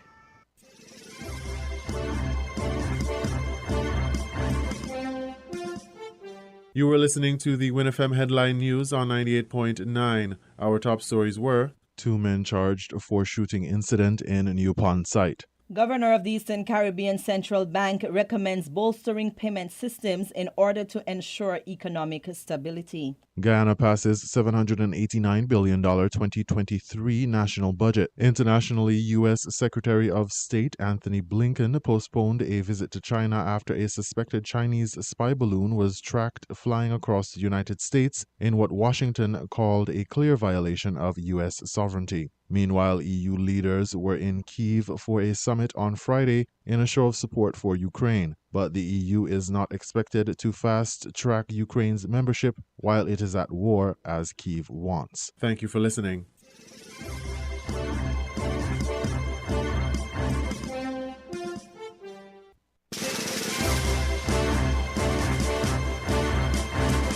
That was the WinFM Headline News. The Headline News is brought to you by Caribbean Alliance, The Grange, KDP Enterprises, Carib Brewery, and NHC.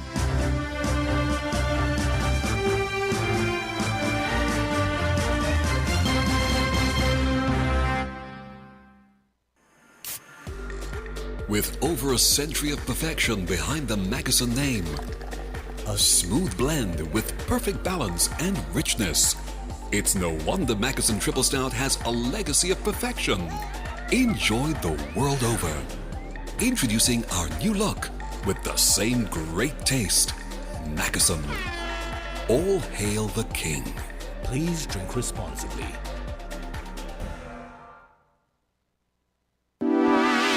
Shipping your cargo shouldn't be a hassle. It can be as easy as a single call to Amerijet International, your worldwide cargo transportation solution. We provide all the services you need to ship your goods anywhere in the world, whether your shipment is fresh, frozen, large or small, alive or hazardous. You can count on Amerijet to deliver it safe and sound. Amerijet International, by land, sea or air, we get it there. For more information, visit us online at www.amerijet.com or call us at KDP Enterprises at 466-9595. When it comes to the important things in life, your health, your education, your choice of a life partner, and of course your insurance provider, only the best will do. Caribbean Alliance Insurance is the only insurance company in the Eastern Caribbean with an A excellent rating. We have a robust 3-tier reinsurance strategy that protects our policyholders from multiple catastrophes, even if they occur in quick succession. We spread our risks over 18 territories, ensuring minimal impact to individual territories when a disaster strikes. We provide an excellent claims experience. Claim settlement is usually between 24 to 48 hours. Our A Excellent rating means that you are more secure with us. Contact us for motor, property, marine, public liability, employer's liability, and other policies. Dalil Walwyn, people you can trust. Local agent for Caribbean Alliance Insurance. Tomorrow secured.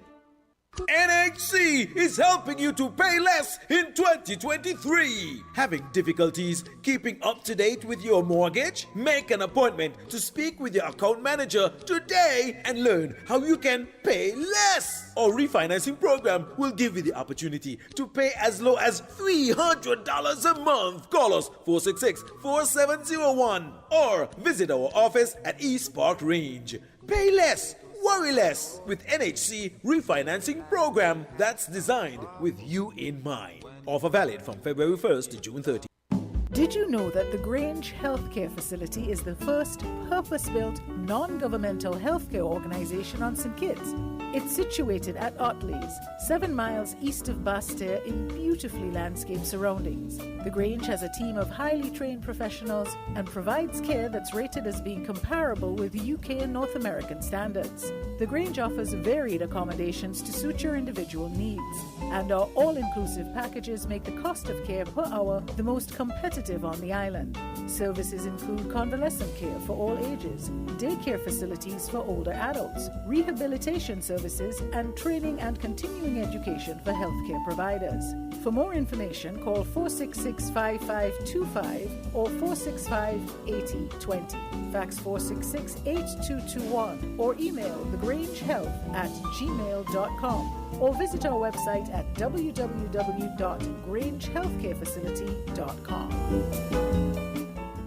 We're different. We're 98.9. 98.9. Win FM. People make the world go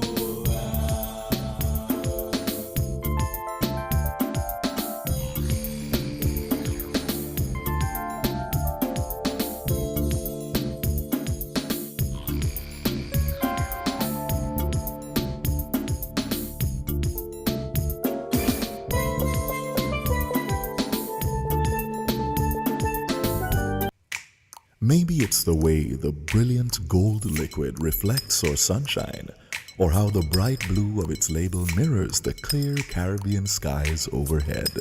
Maybe it's the fresh, crisp taste of this beastly cold beer on a scorching hot day. Maybe it's even the way it brings us all together. But one thing is for sure, Carib is very much a part of who we are wherever we're from in the Caribbean. Carib. It's the way we play. Drink responsibly. If you need protection, you need one who you can trust. To secure your investment, you need one who'll do you just. TDC Insurance, you're the one that you can trust. TDC Insurance, you're always safe with us. TDC Insurance is your go-to insurance company for all your insurance needs. We take pride in offering you the best solutions and ensuring our customers are fully satisfied. TDC Insurance, we take good care of you, guaranteeing you peace of mind. You're always safe with us. People make the world go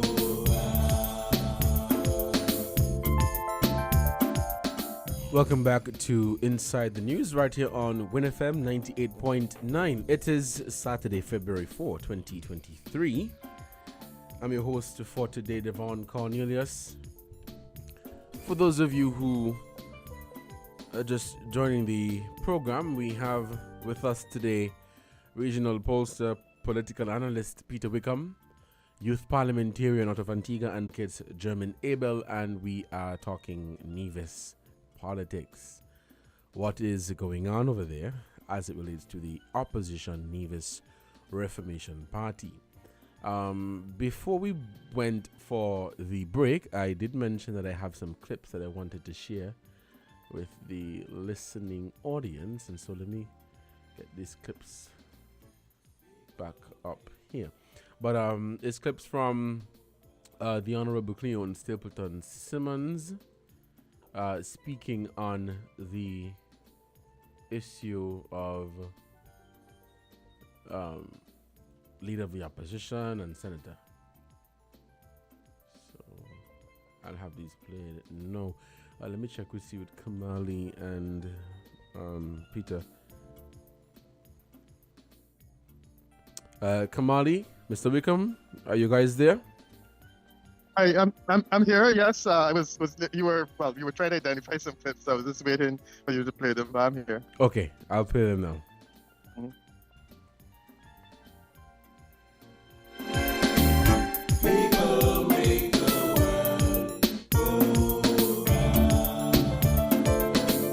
Let's just say on record that the leader of the opposition is not really an issue. I think that was somewhat misconstrued by persons in Nevis, the general public, and in the Federation of St. Kitts and Nevis. And so the leader of the party, even though it is not absolutely automatic for her to be the leader of the opposition, she does have my support in order to be the leader of the opposition. What perhaps is in contention is really being able to choose a senator, someone that both myself and the leader of the party is definitely comfortable with being in parliament, and someone that we can work with. And so that is really the crux of the issue, and it's still a process. It's an ongoing process. It's something that we are trying to determine. And so we have looked at a number of persons. We actually have a specific criteria to see where those persons actually fit in and how they can contribute to the overarching aim and objective of the party. And so that process is still ongoing. And, the impasse somewhat reflect perhaps a bit, sometimes the impatience of people. People have certain expectations, and sometimes when you do not manage those expectations properly, people become disgruntled, for lack of a better word. And we are mindful that it has to be resolved expeditiously, as our supporters definitely expect a quick resolution to the matter. And we are mindful that we will have budget debates very shortly. And so one would expect that this matter will be resolved before the next parliamentary sitting. Stapleton insists there needs to be an agreement on who the senator should be. I took the stance, not necessarily for myself, but for the party that I represent, because I feel that it is important to have mutual understanding, mutual respect.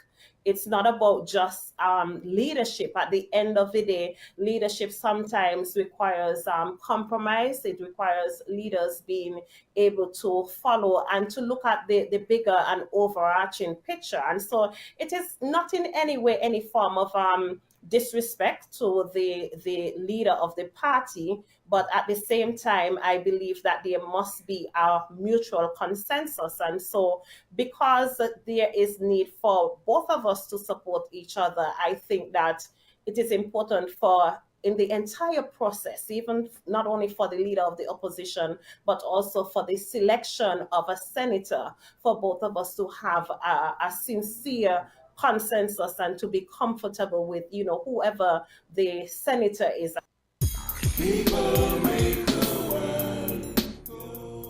Welcome back to Inside the News right here on WinFM 98.9. It is 12:43 here in our studios. I'm your host for today, Devon Cornelius. Guys, welcome back. German, can I get your take on those clips from the Honorable Cleone Stapleton Simmons commenting on the issue? Yes, she's basically outlining her position as to why the matter has not moved forward in terms of the opposition's position on whatever it is in the Nevis Island Assembly surrounding the leader of the opposition and the elections of the senator. But there are a couple of things that there's one issue in there that she spoke about, that she wants to have a consensus on a senator, right? And we've all been talking about it in the first half of the program. Why is there a need for a consensus on a senator when the leader of the opposition, if you're not fighting for that position, then why is it that you're fighting for the senator's position in terms of coming to a consensus on who should lead the party and who should be that representative in the assembly? And then we're all saying that if you're not doing that, if you're not going for the leadership of the opposition, then it should be the responsibility of the person who is leading the opposition to take the position to nominate the senator. But again, for me, I think consensus going forward should be the way that it's to resolve this issue. You know, it's a give and take that either party, either representative, either sides in this fight should compromise and make some headways. And she's correct, it has to be resolved before the budget debates begins. Thank you so much, German. Mr. Wickham? Full agreement with German. I think that the clip emphasizes the fact that Ms. Stapleton Simmons has a fundamental misunderstanding regarding what the legal provision is. She believes that she has a role in determining who the senator should be, and she doesn't understand that she doesn't, frankly, that the decision is not hers to make. While I agree that it's probably a good idea to have those concessions, if we look at the current situation with Premier Brantley, I don't know that he consulted anyone determining who should sit in his cabinet and who should be senators that would support the efforts of the CCM administration. And I'm confounded as to why there's even a question as to how she should play a role in this part in terms of determining, you know, who the senators should be going forward. So that's it. And I think we are in full agreement where that's concerned. As to how it's going to be resolved, it will be interesting. My hope is that the Governor General or Deputy Governor General, as the case may be, makes a determination in terms of who should sit. She should go ahead and determine who should be senator, and you know that will solve the matter for the time being. That's made. He may very well resign from the party and decide if she can run elsewhere or sit elsewhere, or what her political future would be. Mm-hmm. All right, Kamali, your take?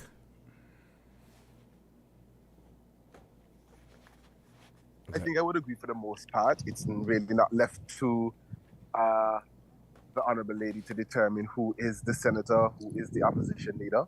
And it's just for the Deputy Governor General to do her job, quite frankly, and to just appoint the lady, Dr. Danielle Hodge, as the leader of the opposition and have the process take the course as it should, like the process that has been in place even before all of us were born, quite frankly.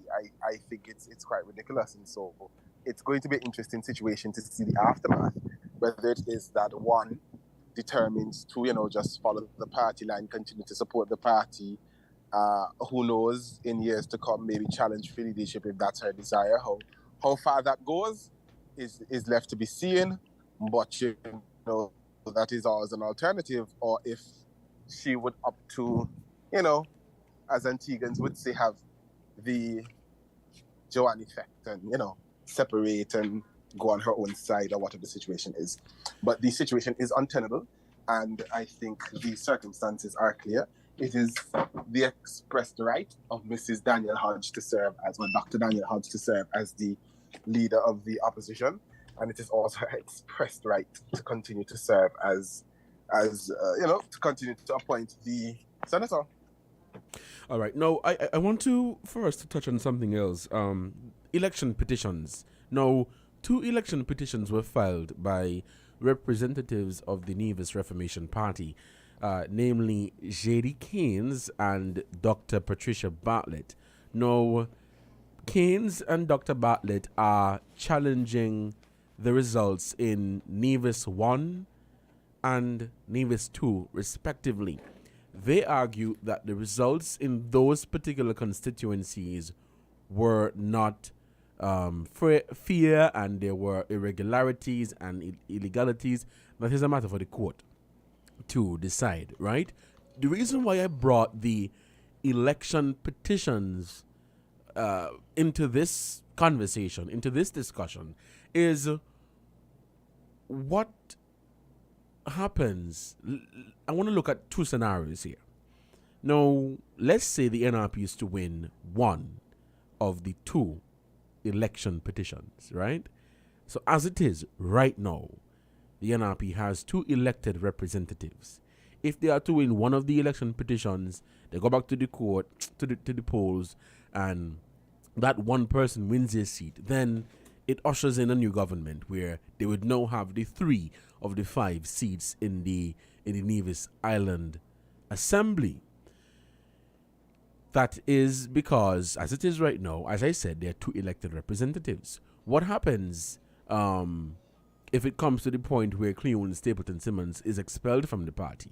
Then, if they win that additional seat, they will still end up with 2, where you have the leader and then you have the other opposition member makes way for leader of the opposition, senator, whatsoever.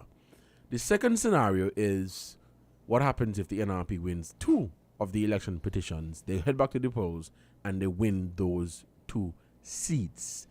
That now means that they have Nevis 4, Nevis 1, Nevis 2, Nevis 5. What does this mean for the representative from Nevis 5? Because of this infighting and back and forth, if the NRP is to win the 2 election petitions, would it... What's what I'm looking for here? Essentially, what does it mean for Stapleton Simmons if NRP is to win the 2 election petitions, win the 2 seats, because of this public fighting that is going on? Mr. Wickham, can I get your take on this? Yeah. Well, the first thing is how the petitions are likely to be determined, what the manner in which should be determined, and certainly if I reference the 2013 decision as the basis on which we can assume the court is likely, if the court rules in favor of the NRP, the court will say, look, we need to do over either one or both elections. Yes. In the instance where that decision was made in 2013, the premier rightly decided, look, if you're going to do over one, we're going to go to general and we vote again, simply because that is probably the best way to determine it, because that one would determine the outcome of the election. My sense is that by-election in either of those 2 circumstances would have a similar effect, in the sense that there's a mood of change. There is a Labour administration in office in St. Kitts. That administration appears not to enjoy the support of the local administration, and I feel that Premier Brantley would probably assume this would not go well for him. He may very well opt to call a general election, or he may very well say, well, look, let's fight a local and let's see if we can, get more voters to come on board in support of the local.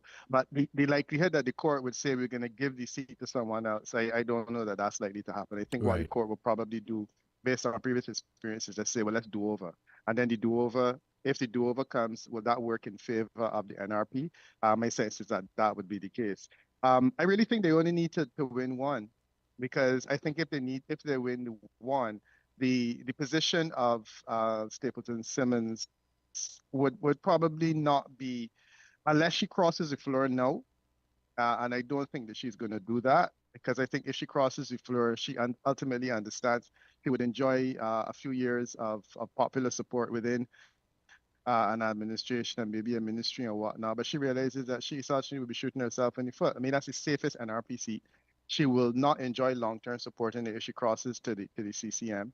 And ultimately, I think that she would have to make a decision in terms of where she wants the future to go. So if she doesn't do that, then my sense is that if there was a by-election, it would not affect the assumption that the NRP would essentially take control. And I think that in a situation like that, Premier Brantley would probably jump before he's pushed, because he would understand that, this ultimately means that he doesn't enjoy a majority. And he would go his way, unless, of course, he's able to convince Stapleton Simmons right now that she should take up a position in the government and cross the floor. And I don't know, maybe even that conversation is already ongoing. German? I want to look at it from 2 perspectives. One, I don't think NRP is going to expel Cleone Stapleton Simmons. That's just my view.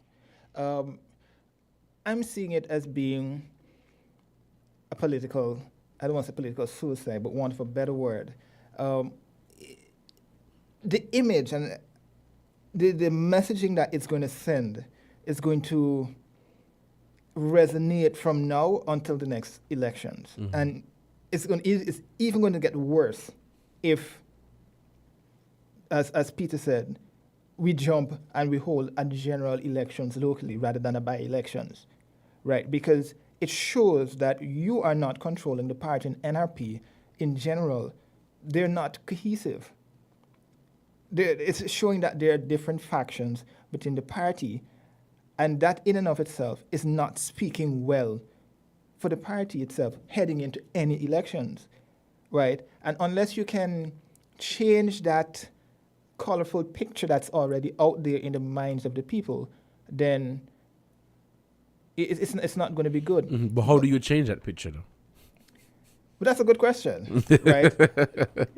I mean, it's difficult, and the only way that immediately you can think of the bat to resolve that issue is by not expelling her, and you get the problem resolved ASAP, right?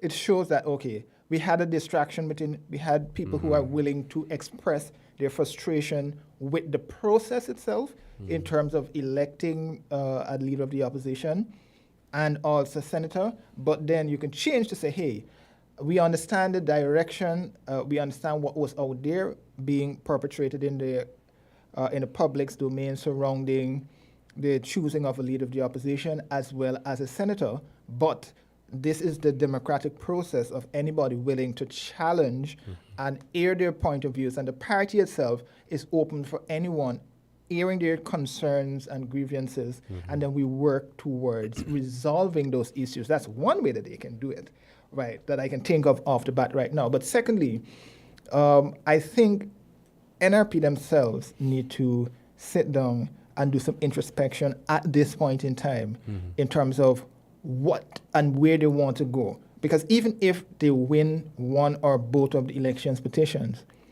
there is still that concern that there's a friction and the party itself is not where it should be as a political organization right now.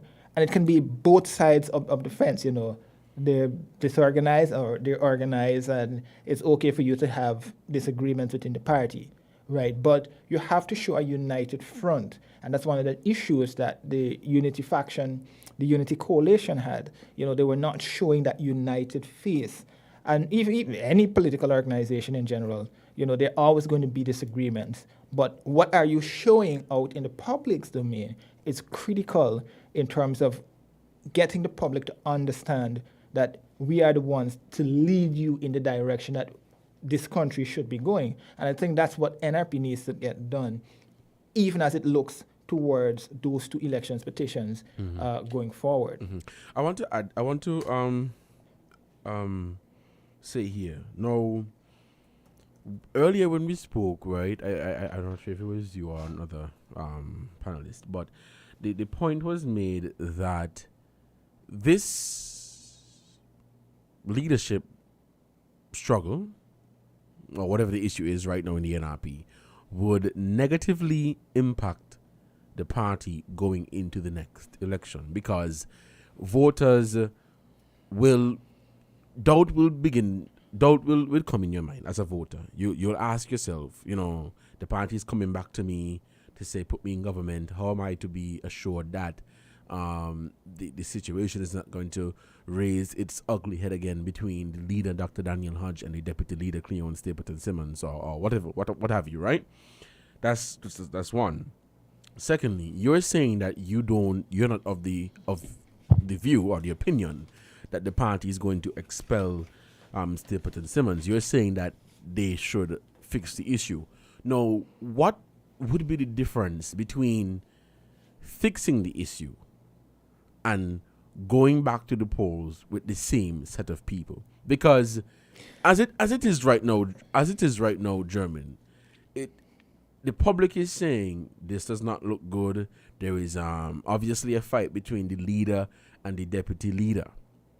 But at the same time, how do you fix that issue? How do you remove doubt from people's minds that there is no rift between the leader and the deputy leader?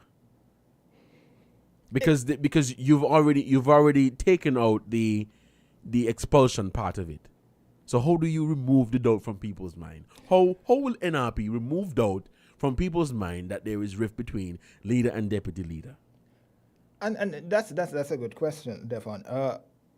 It's not an easy fix that I can say off the bat, right? Mhm. But what I would say is, it's better to reprimand than to expel.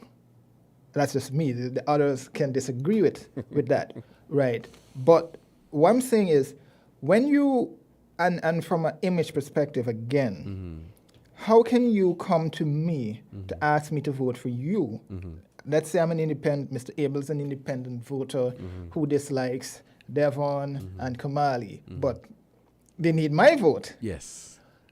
How do you come to sell to me that if somebody in your party do not agree with one of the policy measures that you implement, and they're voicing their displeasure at that policy, that you decide, okay, let me get rid of this person.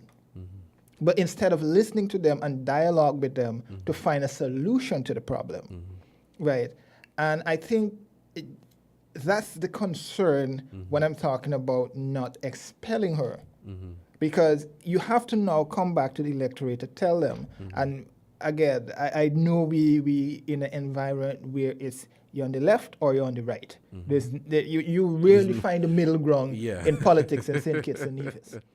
Right. There's no in between. Exactly. So how do you now tell someone that she was not right or he was not right to make that decision to challenge what we have here? It's like law. You don't like it, you challenge the law. The judge will make a decision, and it's a similar position. When I listened to, not to cut you off, Jermaine, when I listened to the party leader when she was being interviewed on Freedom, she said that the executive met. The executive voted in favor of her to be leader of the opposition. She said that it is an ongoing process. She mentioned that Stapleton Simmons did also mention the same thing, that talks are ongoing, right? So it is not to say that it is just an issue that has raised its ugly head and nothing is happening to try to fix the situation. So the point I'm trying to make is that all political parties, they have fighting. They have the confusion, they have the railway, they have the bacchanal. But when it comes, we're here talking about it on Win FM. That's the point I'm trying to get at. When it now comes to a public conversation where you're seeing that there is obviously rift, there's a power grab, there's a power struggle, how do you fix that? Because it's not that you're going now to tell the voters, well, the voters are already saying that, boy, this ain't look good. This does not look good. And I can understand, Jermaine. How would you now convince me that all is well? The issue, again, is the fact that nobody was coming out to explain what were the solutions to the problem. So it left everyone in the public to speculate that, there's a big rift between the leader and the deputy leader. But at the same time, and I want Kamali and Mr. Wickham to get in here, at the same time, it should not have been a public conversation from the get-go. One, and two, I would say perhaps the reason why nobody came out and said anything is because they were hoping to out the fire before he started to blaze. Kamali, Mr. Wickham? Here, one of the things that keep popping up to me is, again, going back to the whole aspect of divided parties don't do well electorally. Now, I will draw this reference to you.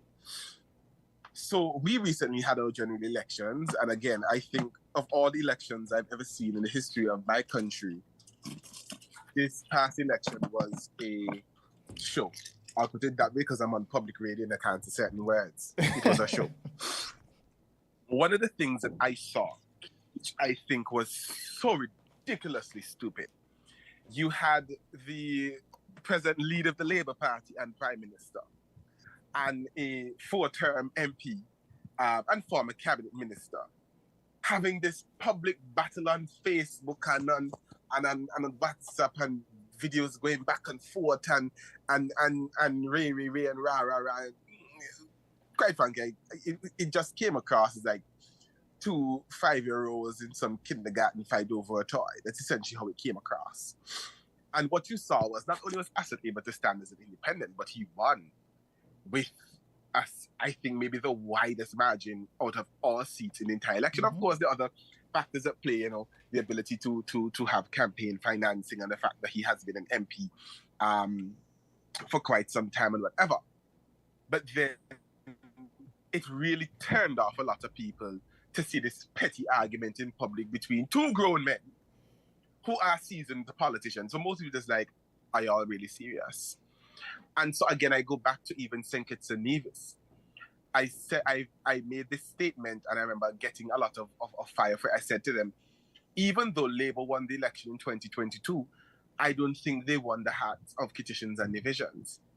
Because if you look at the total amount of votes that was received in 2020 and 2022, in my opinion, there isn't much of a shift or a difference in terms of the total. I think it might have floated somewhere around 13 or 14,000 in 2020 and in 2022. The difference between these 2 general elections was the fact that in one election, you had a united coalition of parties who are historically opposed to Labour, versus a 2022 when you had a series of some opposition over here, some opposition over there, some opposition on the other side, who now call you lazy and useless and mumu and dunce, and whatever the situation be. It goes back to the whole overriding principle of unity. A united party can fight any battle and come out a victor. Yes. A united party can fight any general election, and in most instances, come out as the victor. A party that is 1 in opposition, 2 has 2 seats by not particularly wide margins in the case of Dr. Daniel Hodge.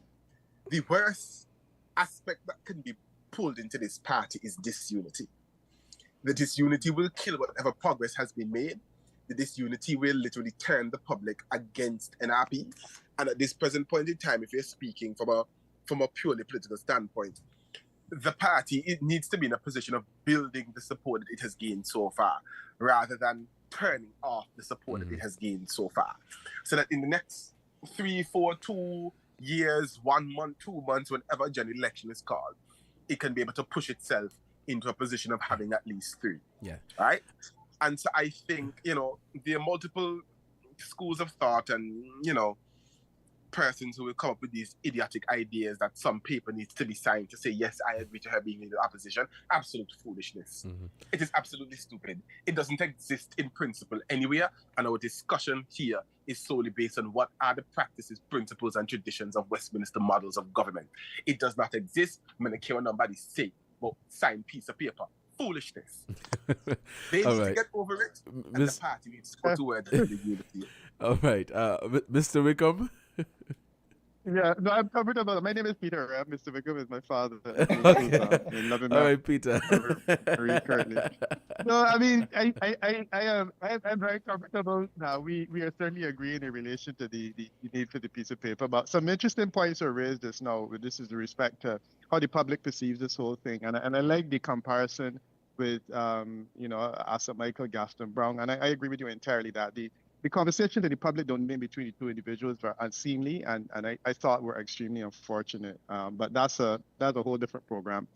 The reality is that Asa Michael was willing to challenge Gaston Brown after having remained silent with respect to his relationship with Gaston Brown because of the power dynamic. Excuse me. And I think that that's really the important issue here. These issues in the NRP, I guarantee you, will disappear if the NRP becomes the government tomorrow. And the premier is Dr. Hodge becomes the premier, then at that point in time, these issues that we're having will completely disappear because she will have the power to impose discipline. The challenge with discipline among the opposition benches is that almost invariably it becomes problematic because the leader does not have the tools to impose discipline in a political organization. Remember, a political organization, not company, will fire anyone. You can do that when you're in government because you have the power and the tools to do so. however small the government is, which is another point. But certainly once you're in opposition, you don't have those tools. And if you look back, and I was just making some notes, the Barbados Labour Party under David Thompson, when they were in opposition, they had problems and challenges with the two opposition members that disappeared when they got in the government. You know, you look at the St. Kitts and Nevis Labour Party. Dr. Douglas was challenged when he sat there with one other person. He was challenged by Dr. Drew outside the party, and they were again, because he didn't have the necessary tools. And if you go through in Antigua and Barbuda, the current person who is leader of the Labour Party, you know, Gaston Brown, who, you know, the world boss is known as being a pretty powerful individual. But remember, he struggled under Lester Bird for many years, simply because Lester Bird didn't have the necessary tools, and certainly him as opposition leader at one point in time didn't have the necessary tools to deal with him either. So that's really the problem. The problem is that Stapleton Simmons senses that she has power now that she would not have going forward. And my feeling is that if there was an election called tomorrow and the power dynamic changed, you know, Dr. Hodges will be as powerful as currently Premier Brandy is. And a lot of these issues would disappear. But we are able to talk about them simply because they're in opposition. And the Westminster system has not really designed and given tools to the opposition to operate.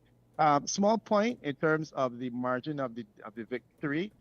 I am not convinced that the small margin makes a difference because, you know, we hinted at it, but we really didn't discuss it. So Premier Brantley is as powerful now as he would be if he had more seats. Similarly, in Antigua and Barbuda, Prime Minister Brown was before. And, you know, look at St. Vincent and the Grenadines. For 15 years, Prime Minister Gonzalez had a one-seat majority, and people don't even remember that he had a one-seat majority. You know, we had Frangel Stewart, who, in my humble opinion, is easily the weakest prime minister that the Caribbean has produced, probably next to Tillman Thomas. Two of them generally are considered as being two very, very poor examples of how prime ministers ought to operate. He governed for 5 years and probably 5 years and 6 months, simply because the power of the prime minister or the power of the leader is such that you can silence opposition. He stared down a revolt from individuals, all of whom were certainly more flamboyant than him. And he stared it down simply because he was able to say, you know, I'm not budging and I will call an election if I'm forced to budge. So I think that eventually Dr. Hodges, if the wind continues to blow, will inherit that power.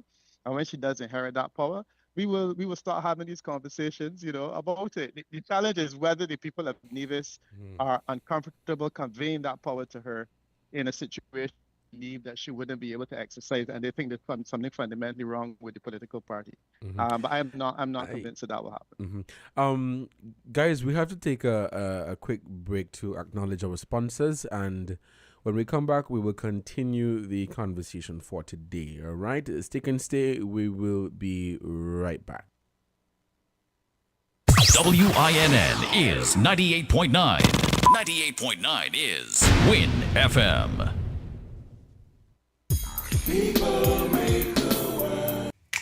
Maybe it's the way the brilliant gold liquid reflects our sunshine, or how the bright blue of its label mirrors the clear Caribbean skies overhead. Maybe it's the fresh, crisp taste of this beastly cold beer on a scorching hot day. Maybe it's even the way it brings us all together. But one thing is for sure, Carib is very much a part of who we are wherever we're from in the Caribbean.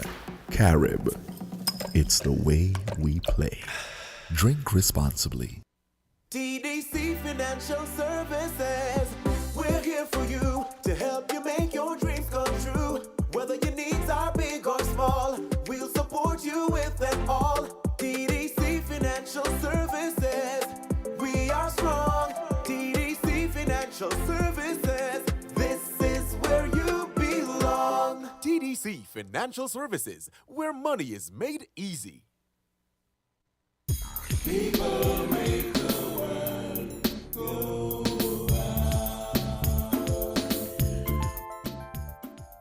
Welcome back to Inside the News right here on WIN FM 98.9. I'm your host for today, Devon Cornelius. It is 14 minutes past the 1 o'clock hour, and on the program with us today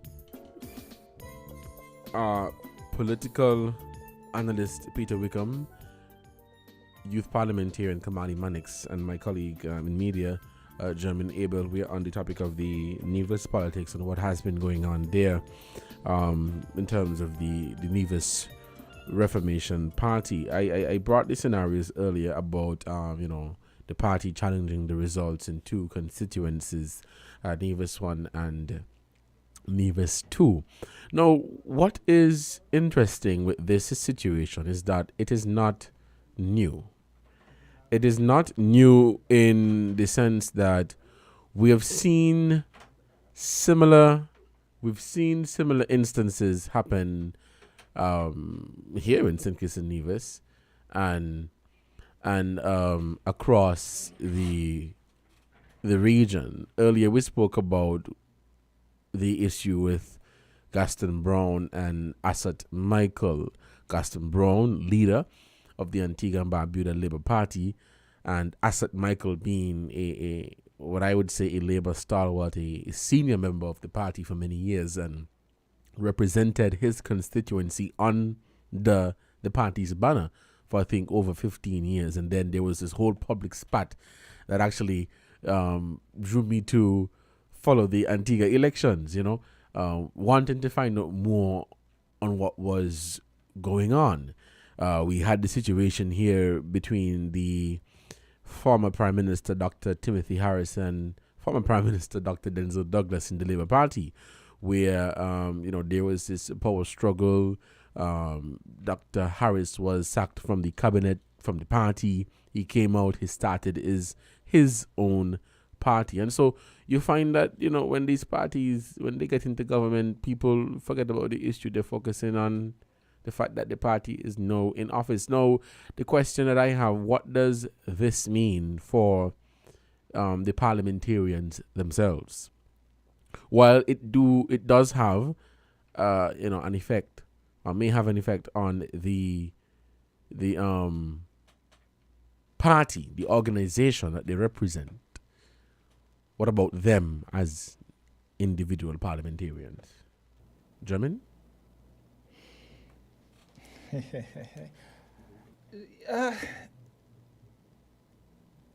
Again, it goes back to the ripple effect of a disorganized political organization. What sort of respect can you garner from not showing strength? Because this public display of disunity garners a high level of disrespect. We know when you're in Parliament or when you're in any assembly, the hints are being thrown. So this public display itself leads to I don't want to say disrespect, but I would use that word, that level of disrespect when you go into the House to debate anything. Nobody's going to respect you, hands down, because they're going to ask, and we've heard it, whether it be from Guyana and Trinidad in the south to the Bahamas up north, Jamaica, Belize out west, right? But I don't think it will give them the strength that they would need when they go into the House to debate, especially, let's say, in an immediate term, the budget. What sort of influence your word would have when you stand up to say you do not support this particular measure or you call for a review of something. So they have an uphill battle when they do resolve this matter and they do go into the House to begin to do the people's work. Kamali?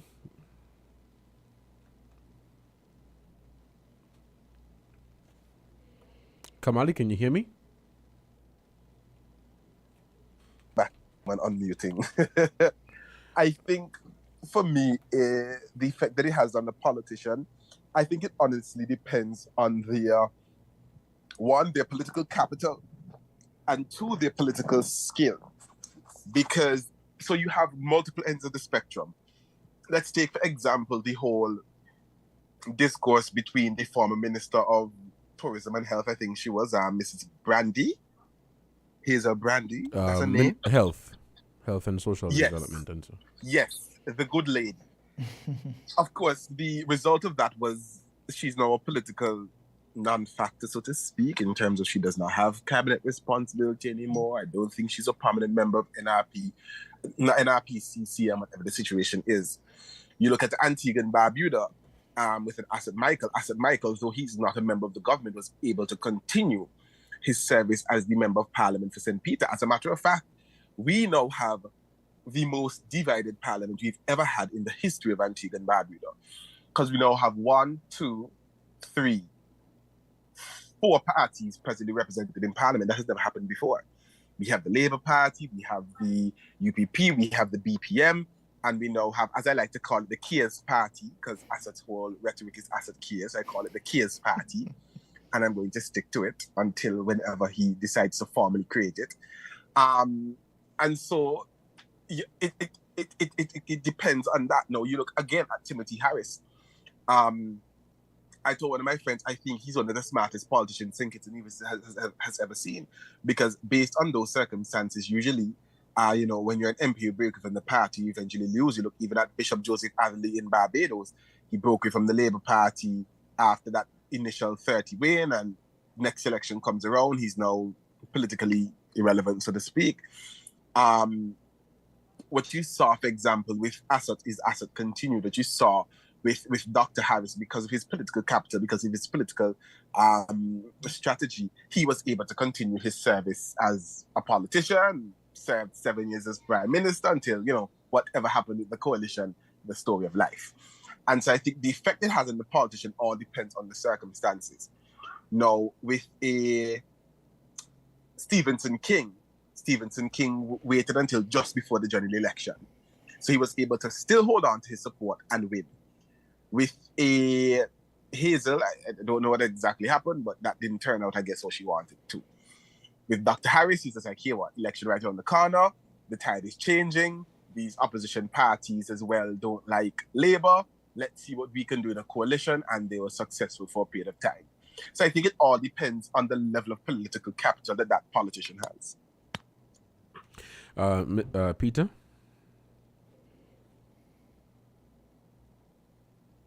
Yeah, I've been following the conversation. I don't disagree fundamentally. I think it's really about power, and it's about perceptions of how that power operates in the scheme of things. And clearly, there is a challenge that I continue to argue that there's a challenge that she has, the opposition leader, in relation to be able to exercise her power. And that all of these examples that we've given are situations in which people perceive that there's a vacuum and an attempt to breach that void. And my thing is that I'm still not feeling that the people of Nevis are going to see it anyway other than, what we've been suggesting. And in terms of their long-term perception, and I don't know whether the long-term perception is really affected by what we're seeing. As far as, which is what the critical point you asked was, the individual, how is the individual perceived?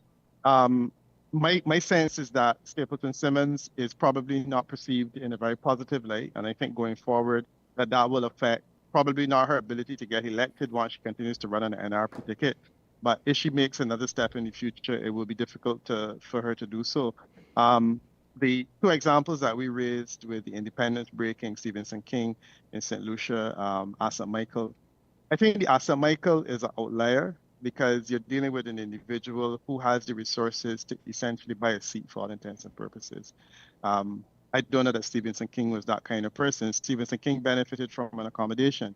And I'm still convinced that unless Stapleton Simmons is the type of person that can either forge an accommodation with the CCM, or alternatively, has the resources that Asa Michael had to essentially buy her way into the hearts and minds of people, I really don't know that she will be that person. So my sense is that she has dug a political grave. I think that the perceptions of her on a national basis, or certainly in Nevis, are not exactly the most positive.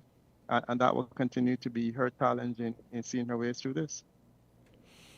All right, guys, it is 1:23, just a few minutes left before we wrap up the program.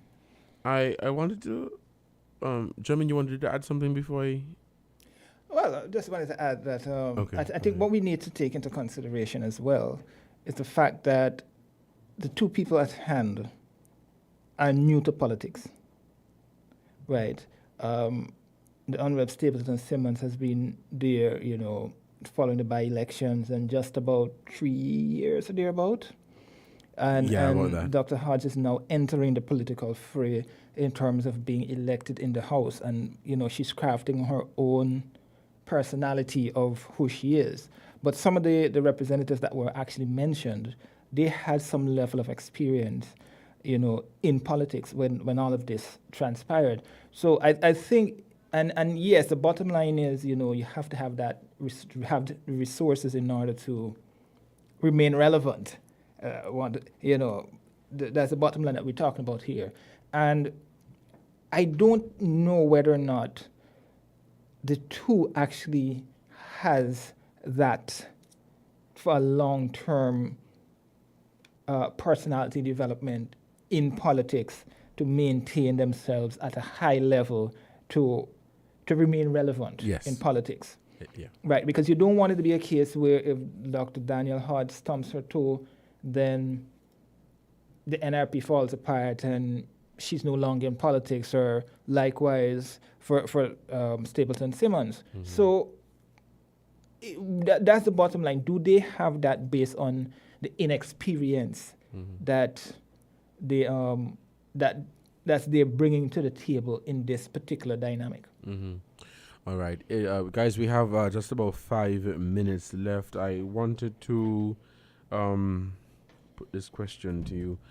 No, as I was saying earlier, the situation with the NRP is not new. Where there have been other instances. There have been other instances in different parties. The point that you were making, Jeremy, if I understand it correctly, was the advantage that people like Stephenson King, Asset Michael, they had, is that they were able to root and ground themselves into their constituencies.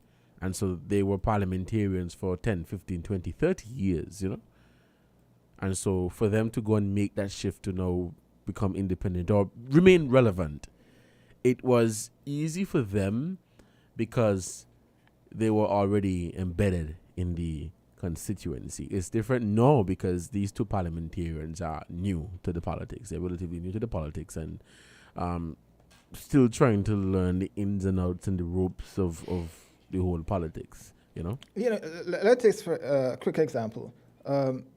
Constituency 5, which the Honorable Stapleton Simmons runs, that's what's described as a stronghold for the Nevis Reformation Party. But let us say now that based on this dynamic, just using an example, with a disagreement that spilled into the public's domain, what happens if the NRP decides, okay, we do not like what transpired in 2022, in 2023, and we decide, let us put John Doe to run against Stapleton Simmons, and the winner comes up against, it's going to be the representative of the Nevis Reformation Party. Does she control enough of the dynamic of the people? Does her personality resonate with the people enough for her to retain the seat to be the representative of that party in the constituency? Or even if she decides to go and become an independent person, does she command enough respect within the community, or within the constituency rather, that people, despite all the challenges she would have had, that people would return her to be the representative in the constituency? So that's the sort of dynamic for me that I am not sure the inexperienced nature of the politicians would actually resonate with the people, because everybody knows Stephenson King, everybody knew Dr. Harris, everybody knew Asset Michael and these others. So they knew the work that they would have done. And you're right, they've been there for quite some time. So do these representatives command that the nature of the environment that they can still retain the seat? And that for me is the big issue. Well, to comment or respond to your question, Jermaine, that is exactly where I was going. To go back to Asset Michael, Timothy Harris, Stephenson King, it was not a situation where they entered a political organization on Monday, and then they had the confusion the Friday. You understand where I'm coming from? They were parliamentarians in their constituency for decades, for years, and so they were able to make that personal connection with the constituents. And so even though they left the party, they were still able to hold on to their constituencies because they've been there. They watched people go to preschool right up to university. They were able to hold the constituency. Yes, they lost support because, you still have that traditional party base, people who vote for party instead of instead of the actual parliamentarian themselves. But the difference in this situation is that I wouldn't say Stapleton Simmons or even Dr. Daniel Hodge would have the same, let me use the word luck, like Timothy Harris and Stephenson King and Asset Michael, because those individuals were embedded in their constituency. Any closing comments from you guys? Yeah. Peter Kamali? Well, I can, yeah. If I can, I mean, and I've really enjoyed the conversation that we had today, and I think that I learned a lot from the other panelists, and hopefully they would also benefit from my participation. But it's useful that we finish off looking at this whole question of the independent, how is an independent made, and the suggestions are on the table that it's really about political experience, and that has a big factor to do with it. I've been trying to frame a narrative around how can a person run successfully as an independent, and I think that after St. Lucia, I was at the point where it required an accommodation. I do not believe that Stapleton Simmons would have the capacity to forge an accommodation simply because even though she may negotiate successfully with Premier Brantley, I think that he's sufficiently wounded that he would probably not see that as something that is wise for him to pursue. So the accommodation, I think, is off the table for her. The Asset Michael factor is in a new dimension, and I acknowledge, in the full interest of disclosure, that I did not think he would win. I did not think he would win because he didn't have an accommodation. So to me, he has now expanded the narrative, and I think that ultimately what he did was he brought sufficient financial resources to the table to encourage people to vote in a slightly different way. It sounds crass, but ultimately that's what happened in Antigua, and I suspect that Kevin would agree with me in terms of what happened as well. So I don't know that she has those resources either. So I'm saying that if you acknowledge that those two things are out, ultimately we are in uncharted territory. I do agree that Nevis is right for independence, in as much as Nevis is relatively small, like the BVI, like Cayman Islands, and like Barbuda, where independents have won successfully. So that factor is there. But I really don't know that she has the experience, the exposure, and the capacity to negotiate something like that successfully. So frankly, I think that, she signed a political death warrant, and, it's possible that she may find comfort if she has an epiphany. Maybe she may have a conversation with God over the weekend and come to the conclusion that she was unwise, fall back into line, and move in that direction. But unless she does that, I think that she's finished politically. And that would be an appropriate point at which to conclude my remarks today. And gentlemen, thanks so much for the opportunity to participate. All right, and thank you so much for accepting the invitation, Peter. Closing comments from you, Kamali?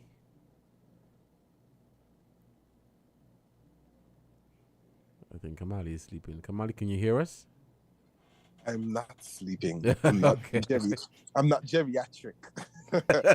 I'm just. I wonder if that's a personal remark.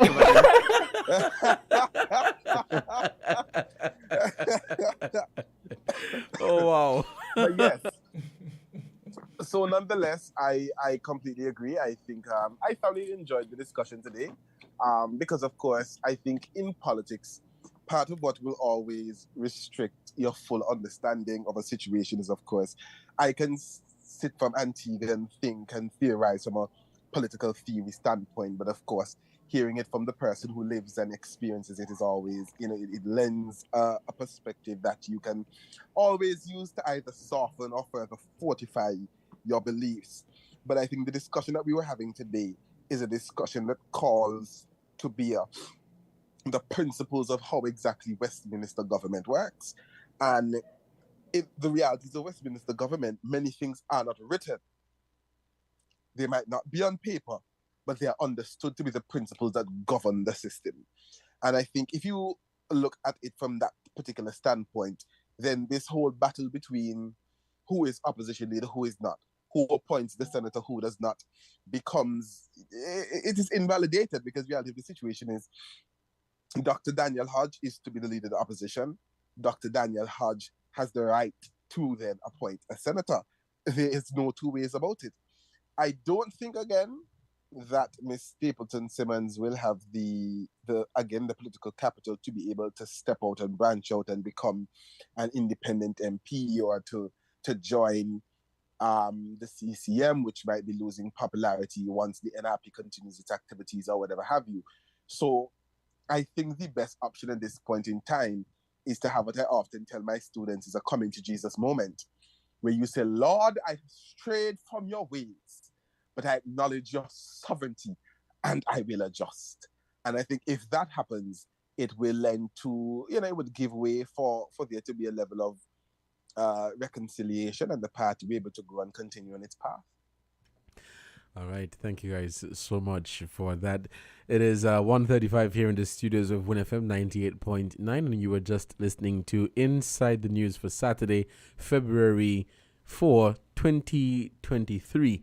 I've been your host for today, Devon Cornelius, and joining me on the panel was political analyst Peter Wickham, youth parliamentarian out of Antigua and Barbuda, Kamali Mannix, and my colleague here in media, German Abel. Guys, thank you so much for accepting the invitation, and God's speed.